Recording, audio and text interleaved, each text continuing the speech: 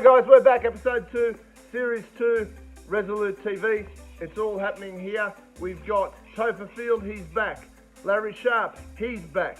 We've got Kokesh, ToyA Johnson, an American candidate for Iowa in the political elections. We've also got Garry Stewart, who's the president of essentially the Braveheart Foundation, the William Wallace Society, he's back. We've also got Chris Yates, Apostolic Catholic priest, Stephan Wells, and we've also got some crazy specials coming up regarding Stephan Livera and Bitcoin for Idiots. We've also got Arlene Angerfist-Blenko, one of our originals. She's up for the world title, guys. World title, couple of days. She is going for the gold. She's up against Chris Cyborg. We're really pumped for her because, you know what, she came on board, she helped us out. She's part of the family, part of the team. So, Arlene, bring back that title, mate. We really want to see you win. So does everybody on the squad. Let's kick it off. Let's get stuck in. Resolute TV, Series 2, Episode 2. Arlene for the gold belt. Let's do it.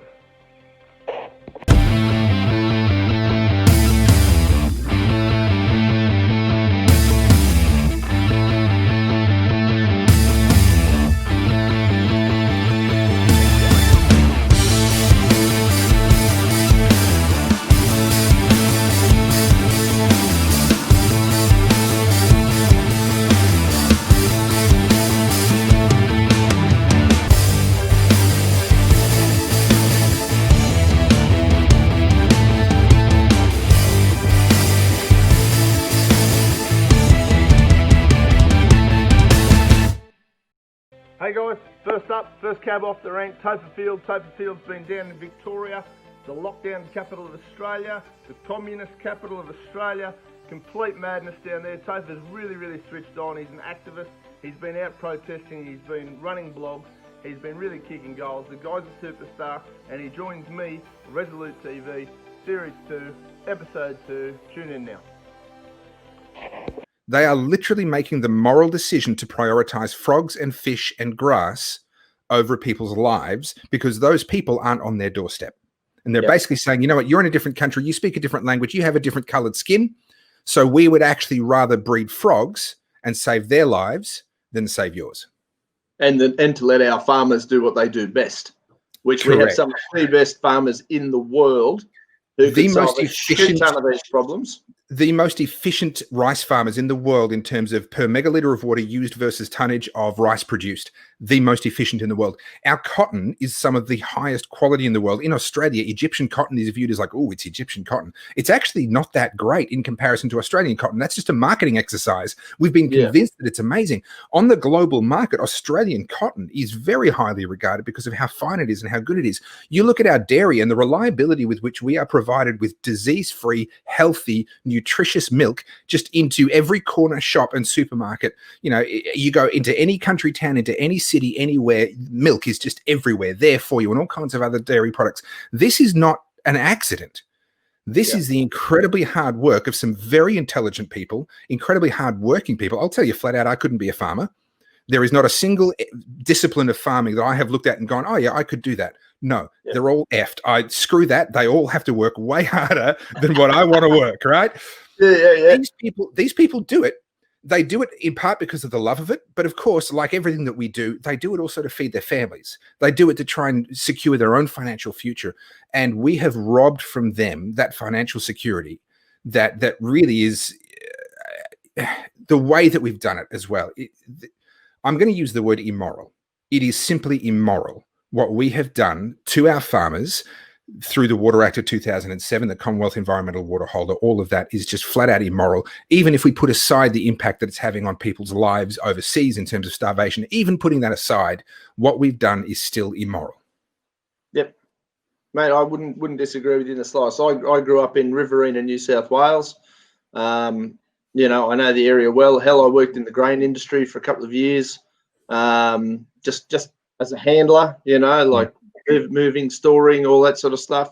Great experience, interesting times. I grew up around farmers, and I sit here and obviously you see the effect of all these things. I know guys. I went to school with guys who were so determined to grow up and take over the family farm. I'm still convinced they haven't left the 60 zone of the town that I grew up in, you know, and great guys, fantastic guys, but their whole life was geared around taking over Dad's farm when Dad died so we could build it up, and then eventually, I'm not sure where they find wives on farms these days unless they go on TV, or I don't think Tinder works real well when you're in the middle of bloody nowhere or whatever. But, you know, find a wife, have a family, and then hopefully my kids will take over this family farm. And that's Australia-wide. That's a culture and it's such an important culture for Australians, and we're losing it rapidly. I won't name the companies in the area, but we've got companies in around these areas that I grew up that, you know, they're buying up thousands of farms, hundreds of acres or hundreds of thousands of acres, whatever you know, I don't know their exact numbers. They pretty well rip out the fences, and you've just got a 2-day drive for a wheat crop, you know, and it's just all mass produced. And they keep a couple of these farmers around as advisors or caretakers or whatever, but it's not the same as owning your own family farm and your own family product, you know. Look, I'm going to jump in. I don't have an issue with improving efficiency, and often getting bigger does improve efficiency. And we've seen that since the beginning, since Federation in Australia. You look at these areas. My brother was a Baptist minister in Bort for a number of years. My cousin was a Baptist minister in Kerrang for a number of years. And I've spent a bit of time up around those areas. And you get onto these properties, and you have a look, and they say, well, this is the house we live in now, but on their property, there'll be 6 different completely destroyed, rundown houses that were the original houses that got built by the settlers in the area. And you can just see from looking at it, this used to need 6 families to run this area. And now there's one old couple and a couple of tractors and some machinery running it, right? And that's actually a good thing. That's part of why food is so affordable for us now, is because it can be done with far less input, far less manpower. So I'm not automatically against consolidation. That's been happening since Federation. It happens as a result of technology. It is a good thing. It does good things for the world at large. But when it happens for the wrong reasons, when it happens because the government dived in and completely manipulated markets, and now we've had a revelation just yesterday that the New South Wales government appear to have been doing sweetheart deals with some of those big corporates, Duxtons and others, where they've been actually sheltering their carryover water in the environmental water airspace. I'm not going to go into the details. It's all, like I said to you, no one person can really understand everything that's going on. But basically, it has the appearance that the New South Wales government, even now, are doing sweetheart deals and looking after those big corporates in ways that they would never do for the little guy. I don't have an issue with consolidation. I don't have an issue with big corporates, but I do have an issue with unequal treatment, and that is definitely what we're seeing on the waterfront. And look, and you're spot on, I guess. And I'm sort of the same, you know. I love the idea, the libertarian idea of the free market and go nuts. But the government doesn't play the free market. COVID's shown us that. It does not. So, and that's where I take a little bit of issue. And growing up in the area that I did, you see it with a lot of these big farm takeovers, etc. A lot of the smaller towns, you know, towns with a pub, a bowling club, and a little general store that used to have X amount of people in it to work all the farm. You know, there'd be 20, 30, 40 families or whatever around it. Now there's 4 families. So all these little towns are dying, which, depending on how you look at it, market forces, good thing, bad thing, you know, it depends on your perspective. And I can see both sides, being a country boy who's seen a lot of people, you know, go, oh, shit, well, there's nothing for us in the country anymore. We'll move to the city. That's a bit sad. It's, you know, sometimes it's just the nature of the beast and what have you. And I'm not against big corporations necessarily being big corporations, but the sweetheart deals wind me right up. If it's good enough for my little business or you as a person or me as a person or Farmer Joe as a person, but West Farmers gets to do X, Y, and Z and we don't, bash it fair up your backside. And, you know, look, that drives me mad. It gets me. You and me both. You know, like these guys do it on taxpayer dollars. So they're taking from these poor bastards working their asses off. And then doing things like you're talking about here, it's dead set wrong. And, you know, okay, just stop taking all of our tax money. You know, don't take it and give it away to somebody else, you bastards. But yeah, that's one of my bugbears. And then look, the COVID stuff, mate. You're been right in the thick of that. What are your thoughts? Look, it is a really fascinating study in human psychology at the moment. I feel like we're all sort of lab rats in a bit of an experiment. So I live in Melbourne. We're under the stage 4 lockdown that's just come out at the start of this week.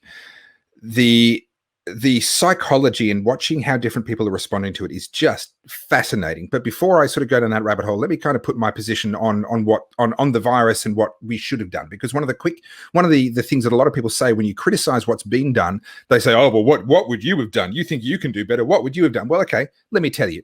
So the virus first sort of hit public consciousness in December.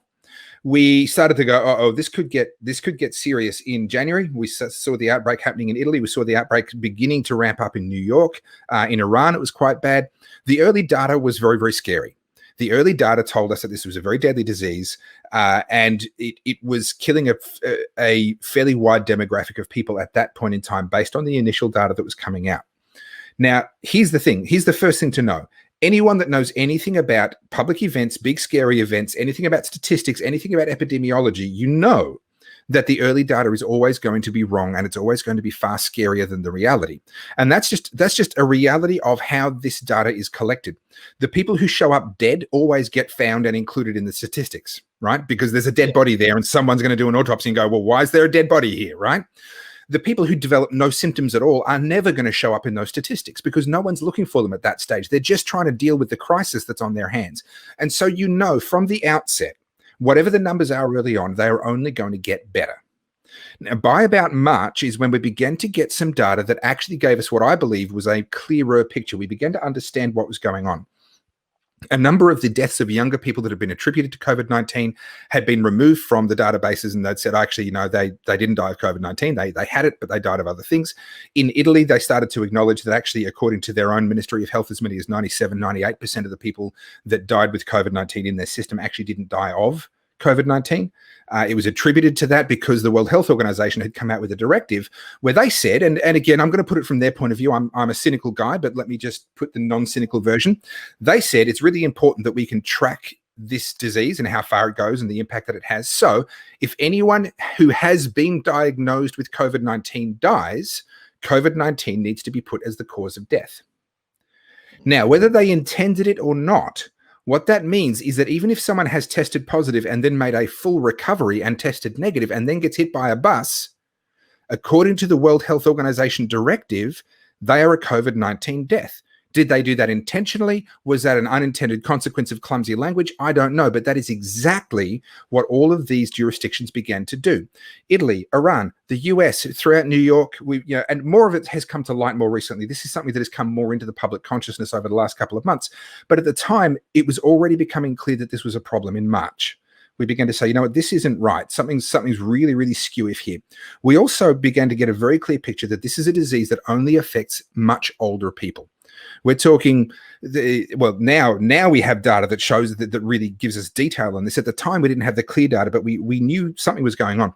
But now it's very, very clear. And the latest data out of Switzerland shows that if you are between 20 and 50 years of age, your chance of dying from COVID-19 is approximately 1 in 10,600 and something, which is similar to your chance of dying in a car crash in the same age range, right? So if you're not locking yourself in your house for fear of dying in a car crash, then you should not be locking yourself in your house for fear of dying of COVID-19 because the actual risk to you in that demographic is very, very similar.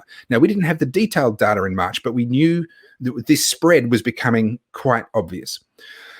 From there, we can begin to deduce a solution. There are two things that can be done to reduce the impact of a pandemic. We've known this for a very, very long time. I'm sick and tired of people saying, oh, these are unprecedented times. No, they're freaking not. Right? Mankind we've had plenty of pandemics before. It's not the first time. It infuriates me. There are people still alive today who were alive during the Spanish flu. It wasn't even that long ago in the grand scheme of things, right? That we had a pandemic that is way worse than this one. Two things can be done that will improve outcomes during a pandemic. One is to quarantine the sick. When you find somebody who is actually sick and is actually infectious, you lock them away, you give them food, you give them shelter, you give them what they need so that they can survive until they are no longer infectious and they survive away from the general population. That's number one. Number two is you protect the vulnerable. In a situation where a pandemic or a given disease has a very clear demographic that it is far worse for than everybody else, you can protect those individuals. What we have now, and we've known for months that this is a disease that disproportionately affects older people. People over 70, I believe, I'm going to do a number off the top of my head, but it might not be quite correct, but it'll be close. If you're over 70, I believe your chance of dying from COVID-19 is about 138 times greater than if you're under 50. Yep. Right. Okay, this is a disease that very disproportionately affects one group versus another. And then we have the Premier of Victoria, Daniel Andrews, who has recently said in literally the last few days in multiple press conferences that COVID-19 does not discriminate on the basis of age. This is a completely anti-science position. But it also discriminates on time of day, doesn't it? That's why you guys have got to be home in bed by 8 o'clock at night. Isn't that? It's got to be a discriminatory virus. Come on, it has to be. There's no other logic for it. I'm gonna stick with that. I can't help doing something. I'm naturally a cynical person, and so I want to jump all over that and run with it. But I just let me get the good stuff out first before I vent my spleen. So we knew back in March that this is not a disease that affects everybody. This is a disease that almost exclusively affects older and already more vulnerable people. That gives us a very clear demographic that we can protect. That gives us a very clear group of people that we go, you know what? You guys, we're going to supply you with food. We're going to supply you with entertainment. We're going to make sure you're comfortable at home, and we're going to keep you guys safe, while, on the other hand, the rest of us develop immunity. Now, the focus around immunity has been entirely 100% on vaccines. Everyone's talking about, well, we'll have to do this until we get a vaccine.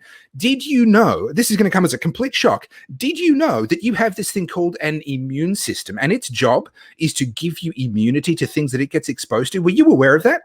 No, goodness me, no, surely not. If it's like there's no chance that I could possibly survive. How did I live this long? That's right. It's as though the media and the politicians have completely forgotten that we have this built-in mechanism that does in fact, it is a misnomer to say that a vaccine gives you immunity. It doesn't. The vaccine activates your immune system, and your immune system gives you the immunity. That's all a vaccine can ever do. Yeah. Vaccines don't give immunity. Your immune system gives immunity. That's why we call it immunity, after the immune system. So if that's the case, and we know that that's the case, then the solution to me, and I made a video about this back in April, was to say, let's protect the vulnerable. Let's give them the protection that they need, and let's let this virus spread amongst everybody else. And I actually volunteered and said, hey, I'll put my hand up and volunteer to be infected with the virus. Give it to me. I'll go in quarantine and stay away from everybody else so I don't pass it on randomly, because obviously that can end up then affecting people that are vulnerable, right? Okay. And you're a libertarian, so probably spending a bit of time on your own doesn't upset you all that much. Not terribly. Yeah. But and then I emerge 2 weeks later, 3 weeks later, and I am no longer a vector. Not only am I now safe from it, but I'm actually no longer a risk to other people. And if people started doing this, then we could start to open back up again very, very quickly. Now, what we're realizing now, and we didn't know this back in March, to be fair, but what we know now is that herd immunity appears to be happening at about a 20 to 25% immunity level. So if you look in Stockholm at the moment, if you look in New York at the moment, if you look in the hard-hit areas of Italy at the moment, they have all the hallmarks of having achieved herd immunity. They are not getting second waves the way that we are in other parts of the world, the way that we are in Victoria, where we suppressed that first one. We didn't let many people get it at all. And now, of course, it just keeps coming back.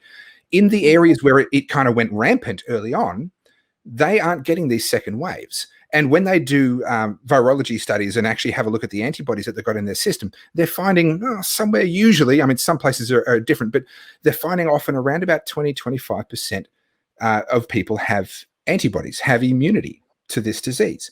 Now, that's far lower than the 70% that we thought we needed earlier on. Now, to be fair, we didn't know that early on. But now we know that actually if only about 25% of people got this disease and recovered from it, it would die out in the community. That's something that we know now.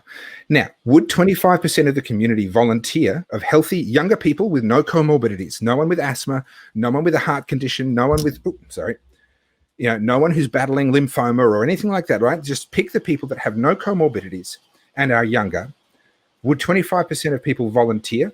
Well, I know I would. And I've had a hell of a lot of people in response to the video that I put out say that they would do the same thing. And we could very quickly get to the point where we could get back on with life with herd immunity, and the older vulnerable people could come back out of hiding because the community at large is providing them with that herd immunity that they need. So there is a better way. There's a science-driven way to deal with this virus that would result in very few deaths and allow us to get on with life. But Daniel Andrews, as he's demonstrated by his repeated claims that this disease does not discriminate based on age, he has shown that he is not following the science at all. He's not staying up to date as new data comes in. This lockdown response that we've seen now happen in August is the sort of thing that could maybe have been justified back in February, but could never have been justified since March or onwards. We have had better data than that, and we know that this is not the right way to go. I think one of the, and I make some really basic claims sometimes. My brain just says, yeah, no, look, that'd be the easiest way to solve that problem. And I'm pretty sure in January, I know a guy, a friend of mine, who was actually living in China at the time, and he got very offended. But I just wrote, if this thing's so dangerous and we don't know what it is, but we're certain that 14 days of quarantine will let us know who's got it, who hasn't got it, stop the spread, blah, blah, blah, blah, blah. Why don't we just lock everything down, 30 days? That covers the whole lot, 30 days. Shut it. Nobody pays a home loan. Nobody pays a mortgage. No, nobody, you know what I mean? Like, nobody takes, nobody gives. Everybody just holds tight for 30 days. By rights, we should have it under control. And those who are going to pass away from it might do so. Those who aren't won't, and move on. Anyway, his head exploded about what a bastard I am. Well, what if I can't get back into the country? And I'm sort of going, I'm not trying to be a bastard, but I'm just going, if you know what a problem is, or if you're not sure what a problem is, you isolate said area as much as you can, and you go, okay, let's analyse it, take the time to look at it. That 30 days in my brain would have given, we'll say, the powers that be, as much as it makes me want to vomit using that context. But you know what I mean? Like, okay, guys, you've got 30 days. Figure out what's going on, figure out what's happening in the rest of the world, and then make a strategy and work out where to go from there. Instead, we were half in, half out, couldn't make up our minds, which what a bloody shock, politicians that can't make up their minds halfway each way. And this is the state we're in. The other little theory that I also had, and you may be able to shed some light onto it, I spoke to both David Leinhelm and Jeffrey Tucker about it on this program. So, and they're far greater minds than what I am. But you know, it occurred to me that obviously we were in our winter, our summer when this all kicked off. They were all in their winter. Winter's naturally a flu season. COVID is all but going. It's not just the flu, but it is a strain of a flu.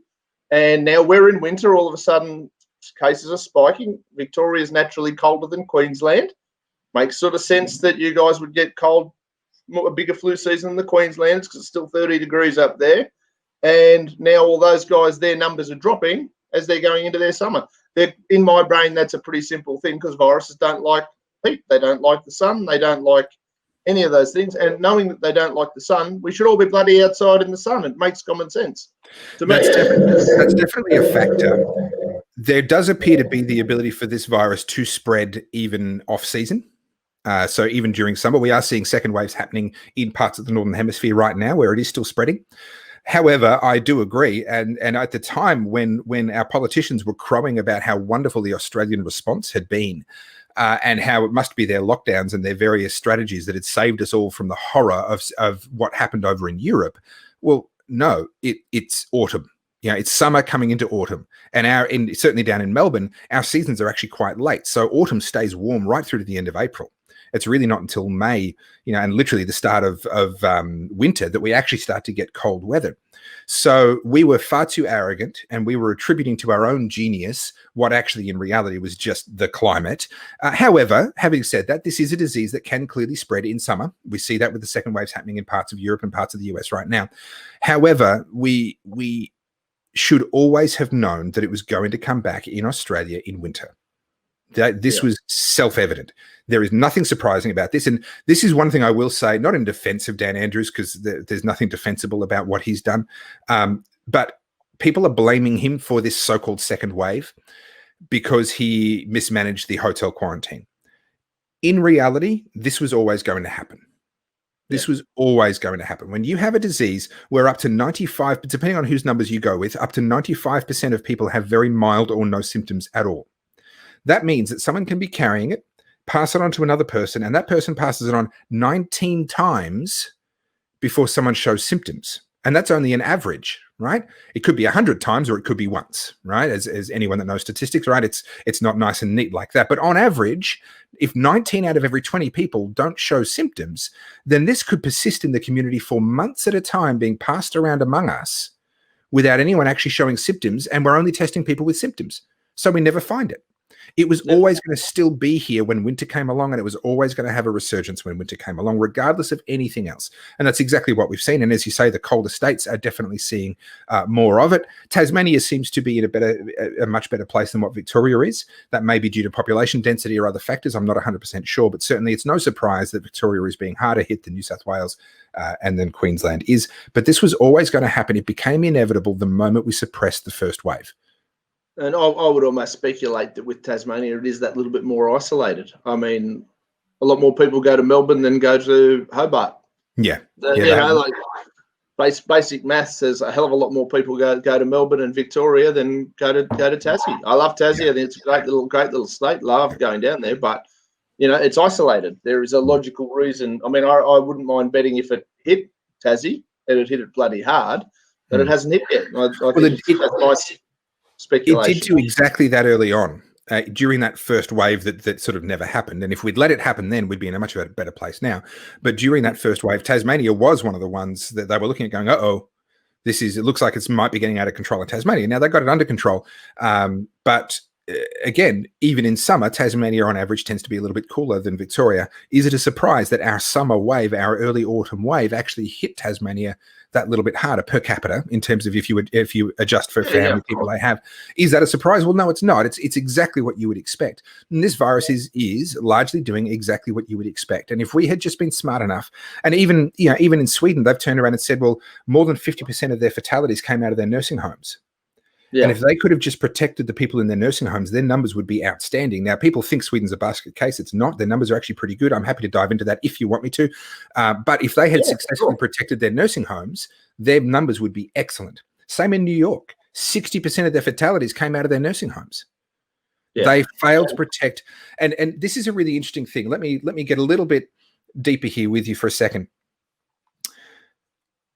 The wrong information is usually worse than no information. Yep. The wrong solution is usually worse than no solution. When politicians are told, but you just have to do something, it's one of the most dangerous instincts that someone can have. Just do something. No, do nothing until you've got some confidence that you're doing the right thing. Let me show you what happens. We were so irrationally afraid of this disease, and we thought that the hospitals and the ICUs were going to be so overrun that they were bringing in extra capacity. They were trying to beef up capacity, bringing doctors and people out of retirement. And in many parts around the world, but New York being the poster child for this, they were sending old people who got sick in their nursing homes. They'd come into hospital, some of them into ICU, some of them into hospital. As soon as they no longer needed active, like ICU level care, they were sending them back to the nursing home. They weren't healed yet. They were still infectious. But in order to protect the healthcare system, that was the mantra. In order to preserve the capacity of the intensive care units, as soon as they could, they were shipping these people back out to their nursing homes. Well, guess what happened? They infected other people in the nursing homes. These are the most vulnerable people. These are the people that most needed to be protected. And while we're shutting everyone else down and saying, no, you have to do nothing, sit tight, protect yourself, we're sending infectious people into the very place where they're going to do the most damage because we were afraid of the wrong thing. We were afraid of overrun ICUs, and that made us, or made the powers that be, make some appalling decisions that cost a lot of lives. Now, so with that in mind, I want to talk about Sweden just for a moment with your permission. Yeah, for sure. So people think that Sweden is a basket case. The media made out like Sweden was a basket case, but let's go through the numbers for a second here. This is a country of around about 10 million people. Their COVID-19 experience is over. Their deaths from COVID-19 have petered out to almost zero. They have days where there's zero, and they have days where there might be one, days where there might be two, what have you, okay? Their bell curve of deaths is exactly what you would expect from a bog standard epidemic, right? We've had enough of them before. We know what happens. It ramps up on a bell curve, it peaks, and then the wave peters out and has a bit of a long tail on it, but that's exactly what we're seeing now. It's over for them. They put an end to groups of 50 or more people, and they asked people to voluntarily make choices around social distancing and these sorts of things to try and reduce the spread, but they did not implement any kind of lockdown. Now, people first say their numbers are a disaster. Then, when I prove them wrong, and I'll do that in just a moment, they say, oh, well, it must be because people voluntarily locked down, right? People voluntarily social distance. So really, it's not that they did nothing. It's just that they didn't have to make a rule out of it. And that's because Swedish people are all very harmonious and blah, blah, blah. Well, But if that were the case, then they would have experienced a similar economic impact to what we've experienced. And they didn't. Their economy grew while our economy, with all the lockdowns, was shrinking. So it's very, very clear that in their actual behavior, they continued to interact and continue to do business with each other at a level far higher than what we did. Now, here's the numbers on Sweden. Under 5,700 deaths in total at this moment, and growing extremely slowly. Keeping in mind that a bunch of those deaths are actually deaths with COVID-19 rather than from COVID-19, etc. Okay, but that's the official number, so let's run with that, 5,700-ish. Here's the interesting thing. If you look at their excess deaths, so the total number of deaths from all causes, averaged over years and adjusted for the size of the population as it's been growing over time, they have less than 1,000 excess deaths this year compared to what you would have expected in a non-pandemic year. Yeah, so right. 5,700 people have been attributed to COVID-19, but less than 1,000 excess deaths. And there's a couple of ways to break that down and explain that. The first thing that you need to know is that they had a very mild flu season. Actually, most of Europe did. They had far lower than average deaths during their winter. Now, we saw the same thing in Italy. And the hardest hit places actually had very mild winters. And what we saw was COVID-19 came through like a freight train and took out a lot of the people that would ordinarily have been taken out in the preceding winter by a normal flu, by a cold, which is actually a coronavirus, right? By all the ones that we already have every single year. The flu season is when hospitals get pushed to their limits. In Australia, we actually get close to our ICU capacity every single year during flu season. Did you know that? Not it's a common sense assumption, but yep. Now, and that's for obvious reasons. They don't want to spend money keeping capacity there that we're never going to use. So they calibrate the amount of capacity for that winter peak. In Italy, where they have actually far fewer ICU beds per person, they run out of capacity in some parts of Italy basically every year. It doesn't hit our headlines, right? They have hospitals overflowing with people. They have ICU, people who need ICU beds who can't get them. That's normal in their healthcare system every single year. This year, we just fetishized it and put it all over our screens, right? Something that actually is very, very normal in their healthcare system. So throughout Europe, we saw a very mild cold and flu season, which is great. That means that there's tens across Europe, there's tens or maybe even hundreds of thousands of people that are still alive who would normally have been taken out by the cold or flu. Enter COVID-19, unseasonal. It came late in winter. And it does appear to be quite infectious. We failed to protect the most vulnerable people. And so, of course, it went through like a freight train. Once it got into the old people's homes, once it got into those communities in Italy, they have a much older than average demographic. A lot of the towns where it hit are quite older than average towns. In Sweden, they failed to protect their nursing homes. They've acknowledged that and they've come out and admitted that. In New York, as I said, they were sending infectious people back into the nursing homes. It went through like a freight train. Of course it did. That's what it's going to do after a mild winter when there's all these people who are vulnerable. A common cold would have killed them, but they never got the common cold this year. And so, of course, COVID-19 knocks them off. I'm not saying that to be heartless. It's just a fact of life. So 5,700 deaths, but less than 1,000 excess deaths. Well, we can determine already that a lot of those deaths have to be people who didn't die of other causes who would otherwise ordinarily have died. Colds, flus, heart disease, strokes, cancer. Lots of other people who were literally months away from dying of something just happened to be killed by COVID-19 first. Yeah. Or they had COVID-19, they recovered, then they died of something else. And because of the World Health Organization directive that I was talking about before, they were attributed to COVID-19 anyway. And that muddies the figures massively, but let's leave that aside for a second. So one of the responses that people give once I prove to them that actually Sweden's not a basket case, it's really not bad at all. Less than 1,000 excess deaths from a population of 10 million people is 0.1%. Of the population. This is for a pandemic. Like, are we serious here? This is like a shut down the world pandemic. Like, it's sad. I get it. It's every death is sad for the family and the friends of the person that dies. But this is not a state of disaster kind of issue. You know, this is not a shut down the world economy kind of issue. So people respond and say, aha, I've got you, because the total number of deaths was reduced because people stopped driving as much. People stopped, going out and doing sports that might have killed them. They weren't drowning because they were, spearfishing out in the, whatever. All right. So they didn't die of all these other things, and therefore that reduced the total mortality, and therefore that's why the COVID-19 number looks so good, right? Let's just stop and think through the implications of that argument. And I've heard it from multiple different people. What they are saying is that COVID-19 is only 0.1% more dangerous than normal life. Yep. If they are saying that normal everyday life that we walk out our front door and we do would have killed all but 1,000 in a 10 million person population of what COVID-19 killed, then normal everyday life is either fucking terrifying and we should all be bunkered down all of the time, or COVID-19 actually doesn't deserve the fear that it's been getting, because we've actually been, according to their logic, we have been facing similar odds of death every day as a part of normal life, and by simply driving less and doing less stuff, we're saving all these lives, right? No matter which way you slice the logic, you cannot conclude that Sweden is a disaster. And here's the final point on Sweden. They are through. They're out. They're done.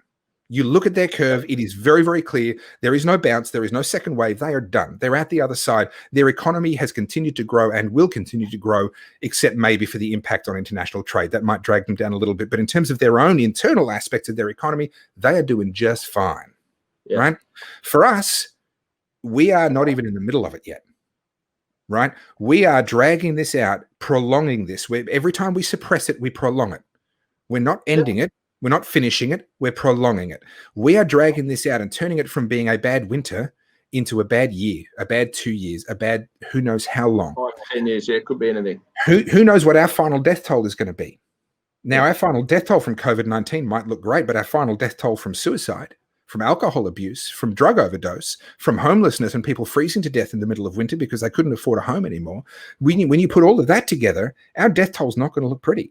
It's not our excess deaths are going to be very interesting to see. And look, I mean, I mentioned earlier, I mean, on average, we lose 50 to 60 million people globally annually. I'm going to be really, really interested at the start of 2021 to have a look and see what that figure is, see if there's any actual tangible difference. If so, what it is, because I throw that at people when I'm, arguing and debating with them all the time. So the other 50, 60 million people don't matter. Is that what you're saying, that die every year? Or look, what's the story? I localized that argument down to Victoria. I posted on my Facebook page the other day and said that we've redefined the definition of a disaster to include old people dying in nursing homes, because that's the people that are dying in Victoria, where they've declared a state of disaster, is predominantly, not quite exclusively, but it is overwhelmingly old people who are already sick, they're already in palliative care, or they're already in nursing homes. And sadly, COVID-19 comes in and takes them out. And again, we failed to protect those most vulnerable people in Victoria. So I was lambasted by a small number of people who just have very poor critical thinking skills. How heartless. Every death is a disaster, right? That's literally the response from a few people. So I then put a follow-up post and I said, 40,000 Victorians die every single year. How dare you say that 39,875 of them aren't a disaster? Yep. If you say that every death is a disaster, we should be in a permanent state of disaster. We should never have left a state of disaster since the moment the state of Victoria was created. If you want to play that game, be consistent.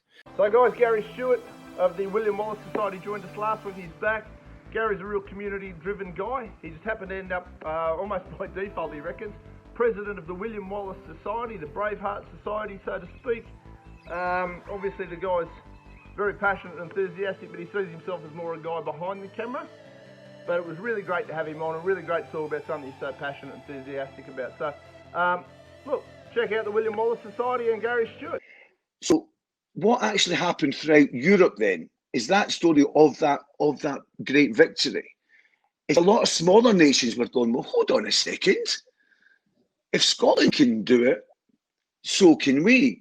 So the actual battle had worldwide reputations, throughout the whole world. It wasn't just Scotland that it affected, and I think with the likes of Braveheart and with Wallace as well, people forget that side of Wallace and what he did. I mean, there's a Lubeck letter, which is in Germany, and after the Battle of Stirling Bridge, William Wallace, everything thinks of William Wallace, and you look at the battle, you look at the fights that he did. Always, he was. I know Mel Gibson's quite small, but Wallace is a massive, massive guy. But you don't think of him and thinking, well, hold on a second. After the Battle of Stirling Bridge, he wrote a letter to the people of Lubeck to say that Scotland was open for trade. So he wasn't just a great fighter. His brain was working to get the economy going in Scotland. He obviously went to meet the French king to plead for Scotland, because the King of France at the time was a big guy. There was an alliance with Scotland, to try and get them to plead to England to leave us alone and just let us go on our own. As I said to you earlier on, with the safe conduct letter, which was a letter from the King of France allowing William Wallace an audience with the Pope. Now, the Pope in those days was the head guy, basically. You know, whatever the Pope said went, basically, you know, in that time. Now, we can't prove if Wallace actually went or whether Wallace met the Pope, but I'd probably say there's a good chance he did. So he's went to the Pope in a diplomatic way to plead for Scotland's independence, to get the Pope to speak to England to tell him to leave Scotland alone. So Wallace was greater than just a fighter. And if you think about it, in Scotland at the time, in that era time, the only thing he fought is if the king said, we're having a fight, you went, okay, let's go, where are we meeting? Or your clan chief said, we're fighting, you joined. William Wallace, and I think that's what brings him so much to the Scottish people, is he's one of us. It's like me going to Scotland now and go, right, let's invade Westminster. No, let's go, and the whole of Scotland go, yeah, Gary, that's a good idea, let's all go. That's not going to happen. So for William Wallace to get a whole nation, which wasn't, it just didn't happen. He must have been some sort of motivator, tactician. You know, he must have had all that. So I think there's more to William Wallace than I would say that people give him credit for. Well, from my research into him, and I've done a little bit more research. Does that make sense? Yeah. I've done a little bit more than just watch Braveheart. I've visited Scotland, and you know, I got right into the history, and I spent a lot of time reading. And, you know, I mean, it's a fantastic history, and with a last name like McRae, there's sort of that clan history that you kind of get a bit into. It's really, really cool. But from all reading was, you know, he's come from nothing. Or close enough to nothing in the social status. He certainly wasn't born into high nobility. He wasn't raised and trained to be a king or necessarily a leader of men. And he has led possibly one of the greatest or most well-known rebellions, well, in history, to be fair.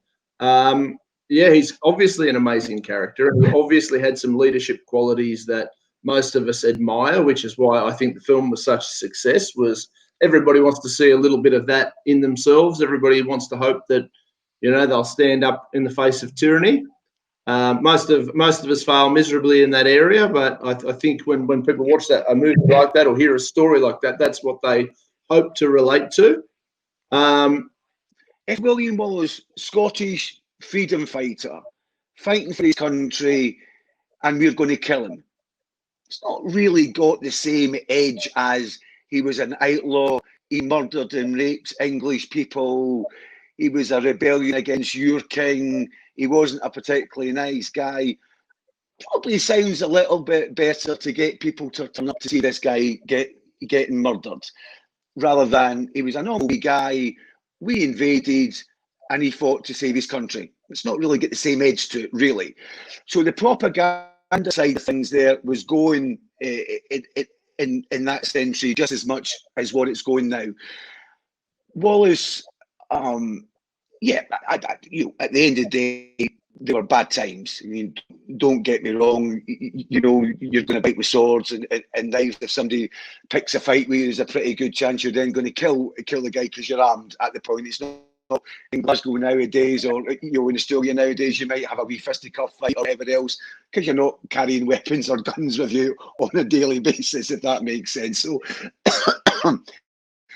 there is that. So it was a bad time. Longshanks, if you study the history of him, wasn't a particularly nice guy either, if I'm honest with you. So you've got all of that. So yeah, there is stuff which is obviously going to get written against Longshanks, against William Wallace. I think if you look at the greatest heroes throughout the whole world, there's obviously been slander campaigns against them. you know, Nelson Mandela, Martin Luther King, you know, these types of guys that have stood up. You know, there's little things where people are trying to bring these guys down so people don't look up to them. Wallace is a hard one. I love William Wallace. I love what he stands for. I love the whole story. And I think, as you're saying, is right. You wish that you had a little bit of that in you. Hey guys, Stephen Wells, he's back. Love this bloke. He's been with us from day dot. I think he's been on every episode we've had. We're really thrilled to have him. The guy's a superstar. Banned author. He loves his controversial topics and we love him for it. So Stephen Wells, here he is. This is the biggest problem I would say in society at the moment is the fact that academics, bureaucrats, government officials, when they screw up, when they make predictions which are grossly wrong, which leads to tons and tons of problems and loss of income or life or liberty or whatever it is, they're not held accountable. And that anything needs to change in our society at the moment. It's when government advisors and top bureaucrats and officials make decisions and people suffer because of them. They need to be held criminally accountable. They can't just come back like Neil Ferguson has just done after screwing up for the umpteenth time on his predictions about a pandemic and just carry on as normal. Or as Tim Flannery, the dams will never be full again. And so, you know, when there's a flood when there's tons of rain in Queensland, the people acting on his advice don't let open the floodgates soon enough because they think, well, it's never going to be full. We need to get every drop we can. And then the thing overflows and hundreds of people dies. Tim Flannery needs to be in jail. All of these buggers need to be in jail. And if anything needs to change, we need to start making arrests on these buggers. Mate, yeah, you know, as usual, pretty well similarly minded, mate. As far as I'm concerned, whoever made those decisions regarding that child, manslaughter at the very least. It's fucking to me, it's just unbelievable. Here's some basic math for you bureaucrats and dickheads that were involved in that decision. You've got a child missing in X amount of square kilometres of wilderness. You've got 50 coppers, we'll say 50, again, an arbitrary number, and 500 volunteers. Now, 550 people have a far better chance of scouring that fucking wilderness and getting some, you know, covering ground and finding this child before he dies than 50 coppers on their own with all their, and let's be fair, when I say expertise, I'm really, I'm blowing wind up their ass because most of them are lucky to have got out of year 10 with a year 10 certificate and they've gone, oh shit, I'm going to go off and get a good safe job as a police officer. And, you know, I never used to feel that way about the police. I'll be perfectly honest with you. I used to have an utmost world of respect for them. The last 6 months to 12 months, I've started to lose respect for our police force at an untold rate. And I've got relatives that have been, you know, a lot of cousins and things that are in the police force, and I always found them to be pretty good people. I never really, and I just hope like shit none of them are in on this shit and behaving like that. I'd like to think they've got far more courage than these weak-gutted people, you know. If that was my kid out there or my family member out there lost in the wilderness, I'd want every fucking boot on the ground I could find trying to find that kid. And anybody who opts for anything else is purely negligent. It's a disgrace. Yeah. Thing is about police, I mean, police are nothing more than a reflection of the people who give them orders, you know. Yeah.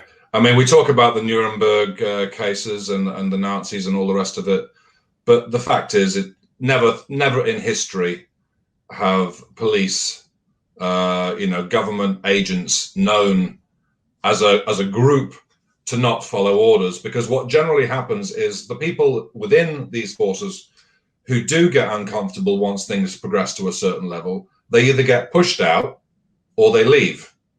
And what comes in to fill them are people who will take orders. And that's pretty much the police. So that, you know, go back 30, 40, 50 years and police, you know, may have been a lot better. You know, they may have been filled with good people because, you know, you look at the government of the day and you see where the government of the day's corruption lay. And that's where you'll find the corruption in the police then. And that's when you will find, you know, how good society was back then. Well, that's how you'll find the good policemen back then. But as we descend further into tyranny, then the people will join the force who are willing to enforce that tyranny, and the people who aren't will leave that. So that the police is never more than a reflection of those who are willing to take the orders of the day. And that's just a sad state of affairs. So I don't either support or hate the police. To me, the police are just an extension of the government. You want to hate anybody, hate the government. Yes, you need to hold the individual officers accountable if you can, but at the end of the day, they are just the minions of of the people above them. It reminds me of the when people talk about corrupt cops getting killed and stuff, or getting comeuppance for being corrupt and stuff. It reminds me of Austin Powers, the deleted scenes from the first movie. Do you remember that with Rob Lowe when he was in Hooters, and and the phone call comes along. He goes, Jimmy, what happened to Jimmy? Well, he got decapitated by a mutated sea bass. He was just a henchman for Dr. Evil. Such a great guy. But his day job was working for Dr. Evil. I haven't seen that movie for years, but I went through a phase where I absolutely fucking loved that movie, and it was just such a fun movie. But that's pretty well what it is. Art imitating life, or life imitating art, really, these days, isn't it? It's fairly scary stuff, mate. Mate, how have the stars of your book been? Any great jump, rise, fall? I keep getting my censored book on Amazon keeps trickling through with a few dollars, but I am so lazy when it comes to promoting my book. I mean, I come on here and I get an opportunity, but outside that, I go to work, I come home, I lay in bed, I do bugger all for it. But yeah, it's been interesting. The great coronavirus swindle has been selling on Amazon under the great censored swindle. Just a couple of books everything. But yeah, I think mainly it's just people see me ranting and raving on Facebook, and then they accidentally come across the book. But unless I ever actually get an agent who is prepared to go out and work for it, I'll not be the next J.K. Rowling by any standards. I can't be stuffed. I've got to actually get around to being sort of self-disciplined again. If I'm guilty of any sin in life, it's sloth. So. Yeah, fair enough. I'd have to ask Dia. She'd have a long list of sins that I'm guilty of, I suppose. I don't know. I seem to hang out with quite a lot of good Christian folk who are not shy about telling me what's wrong with me. I suppose the list is long, mate. The list is long. I'm getting more involved with Christian-minded people or full Christians, to be honest with you, and it's got an attraction to it. And my problem is I've always struggled with the actual the mystical faith side of it, to be honest with you. But I'm seeing more and more the need for religion in society. I'm certainly seeing the fact that taking it away and taking away people's belief and continually hammering down people who believe in God and people who believe specifically in Christianity has definitely been a detriment to our society. And when you look at the globalist plans and you look at the things that they're trying to achieve, and you look at Antifa and Black Lives Matter and all of these subversive groups, you see that the one thing they attack more than anything else is Christianity, and that's probably drawing me to it more than anything else at the moment. So even though I'm a long way from being a true believer, I bought myself a Bible. I've been slack again, sloth. I've come since I got my new job. I've been knackered when I come home, but today I picked it up again and started, going through it again. And I think everybody should read it. Through Dia, and as we all know, Dia is fairly committed to her faith. They all like to argue over denominations and stuff, and then obviously on here we talk to Father Chris Yates. I also a friend of Dia's, Reverend or Father Bob Payne down in Melbourne, an elderly pastor. Priest, I'm pretty bad with all that sort of stuff, but nice enough bloke, and I've heard he's been on the phone a couple of times with Dia, and I've kind of had half conversations with him, and he's not silly enough to go, I'm going to convert you, but he sent me his book, and and the bottom line is they're pretty nice people, and there's nothing wrong with the code of ethics. I find it hard to go down the path of having an imaginary friend who's all powerful, who made everything happen. But I can look at it and I can go, well, there's nothing wrong with having 10 rules to try and live your life by that are, positive rules. And the same as somebody like Jordan Peterson's 12 rules for life, stuff like that. It's good to, everybody needs to have some sort of code. And, whether that means you believe on a man in a cloud or a fat Buddhist monk or, whatever, whether it be Allah, Jesus, I don't really care what you believe in, as long as what you get out of it is sort of, essentially don't hurt people and don't take their shit. That seems to be the... Yeah, well, the conclusion that I'm coming to is that all of the morals and values that I hold as an adult, even though I may not be a Christian, even though I may not have the faith and struggle with the idea of an all-powerful entity or any of the miracles of Jesus or him coming back to life and all of these things that are sort of fundamental to the faith, the fact still remains that everybody in Western English-speaking society, their morals descend from the Bible. The Bible is the source of why we believe what we believe. The Bible is the reason why we think it's not good to kill another person. It's not inherent to human nature to think that way, because you only need to look at, various tribes that Christians came across and how they lived their lives to see that we can't project our own values onto the rest of humanity. It's not automatic. It's not instinctual. It's not inherent in us to not go around killing each other. It's there because we have a culture and a history which stems from the teachings of the Bible. So whether or not I may struggle with the faith aspect of it, I'm really, really coming to realize that the attack on religion we need to fight against it. We need to stop it. And I don't know how that's going to translate in the future for myself, because obviously there is a logical inconsistency between my realization that there is a need in society for the Christian faith to hold our society together, and the fact that I am not there yet. I can't advocate it for. I'm not James Fox Higgins. I'm not somebody who has it in his heart and soul. But I wish I was. There's part of me that just wishes I was. I wish I could be. I wish I could have this faith. I wish I could believe in this all-powerful God. I wish I could just suspend my disbelief, because I think, when I look at the divide and conquer tactics and pushing us all into disparate groups, we need something to come together around, and it has to be more than just me not wearing a bike helmet, or me being able to go to the beach without being beaten up. It needs to have something more fundamental behind it. So I'm still struggling with that. And I'm glad you mentioned James. James is actually, James did the original logos and stuff for the program. He's actually palmed it off to another bloke, Sven Lowe, who's going to be joining us as well. But James has actually agreed to come on and do a bit of a session for Resolute this series. So for all of our differences, I've got a lot of time for James. We don't agree on everything all the time, but that's one of the beauties of it. I think we both have a reasonable amount of respect for each other for the way we try to conduct ourselves. And it's a bit similar to somebody like a Ricardo Bosi, or, there are some really A-grade people out there. And I mean, I suppose one of the great champions for Christianity in Australia is an atheist named Mark Latham.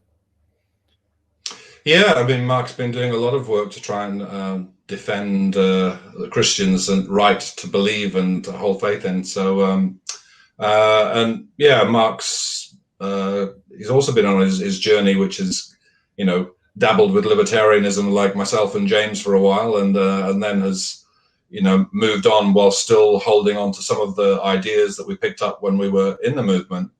So we've got a lot of good people with small differences between us, but I think we're all united against the common enemy at the moment, and that is a good thing.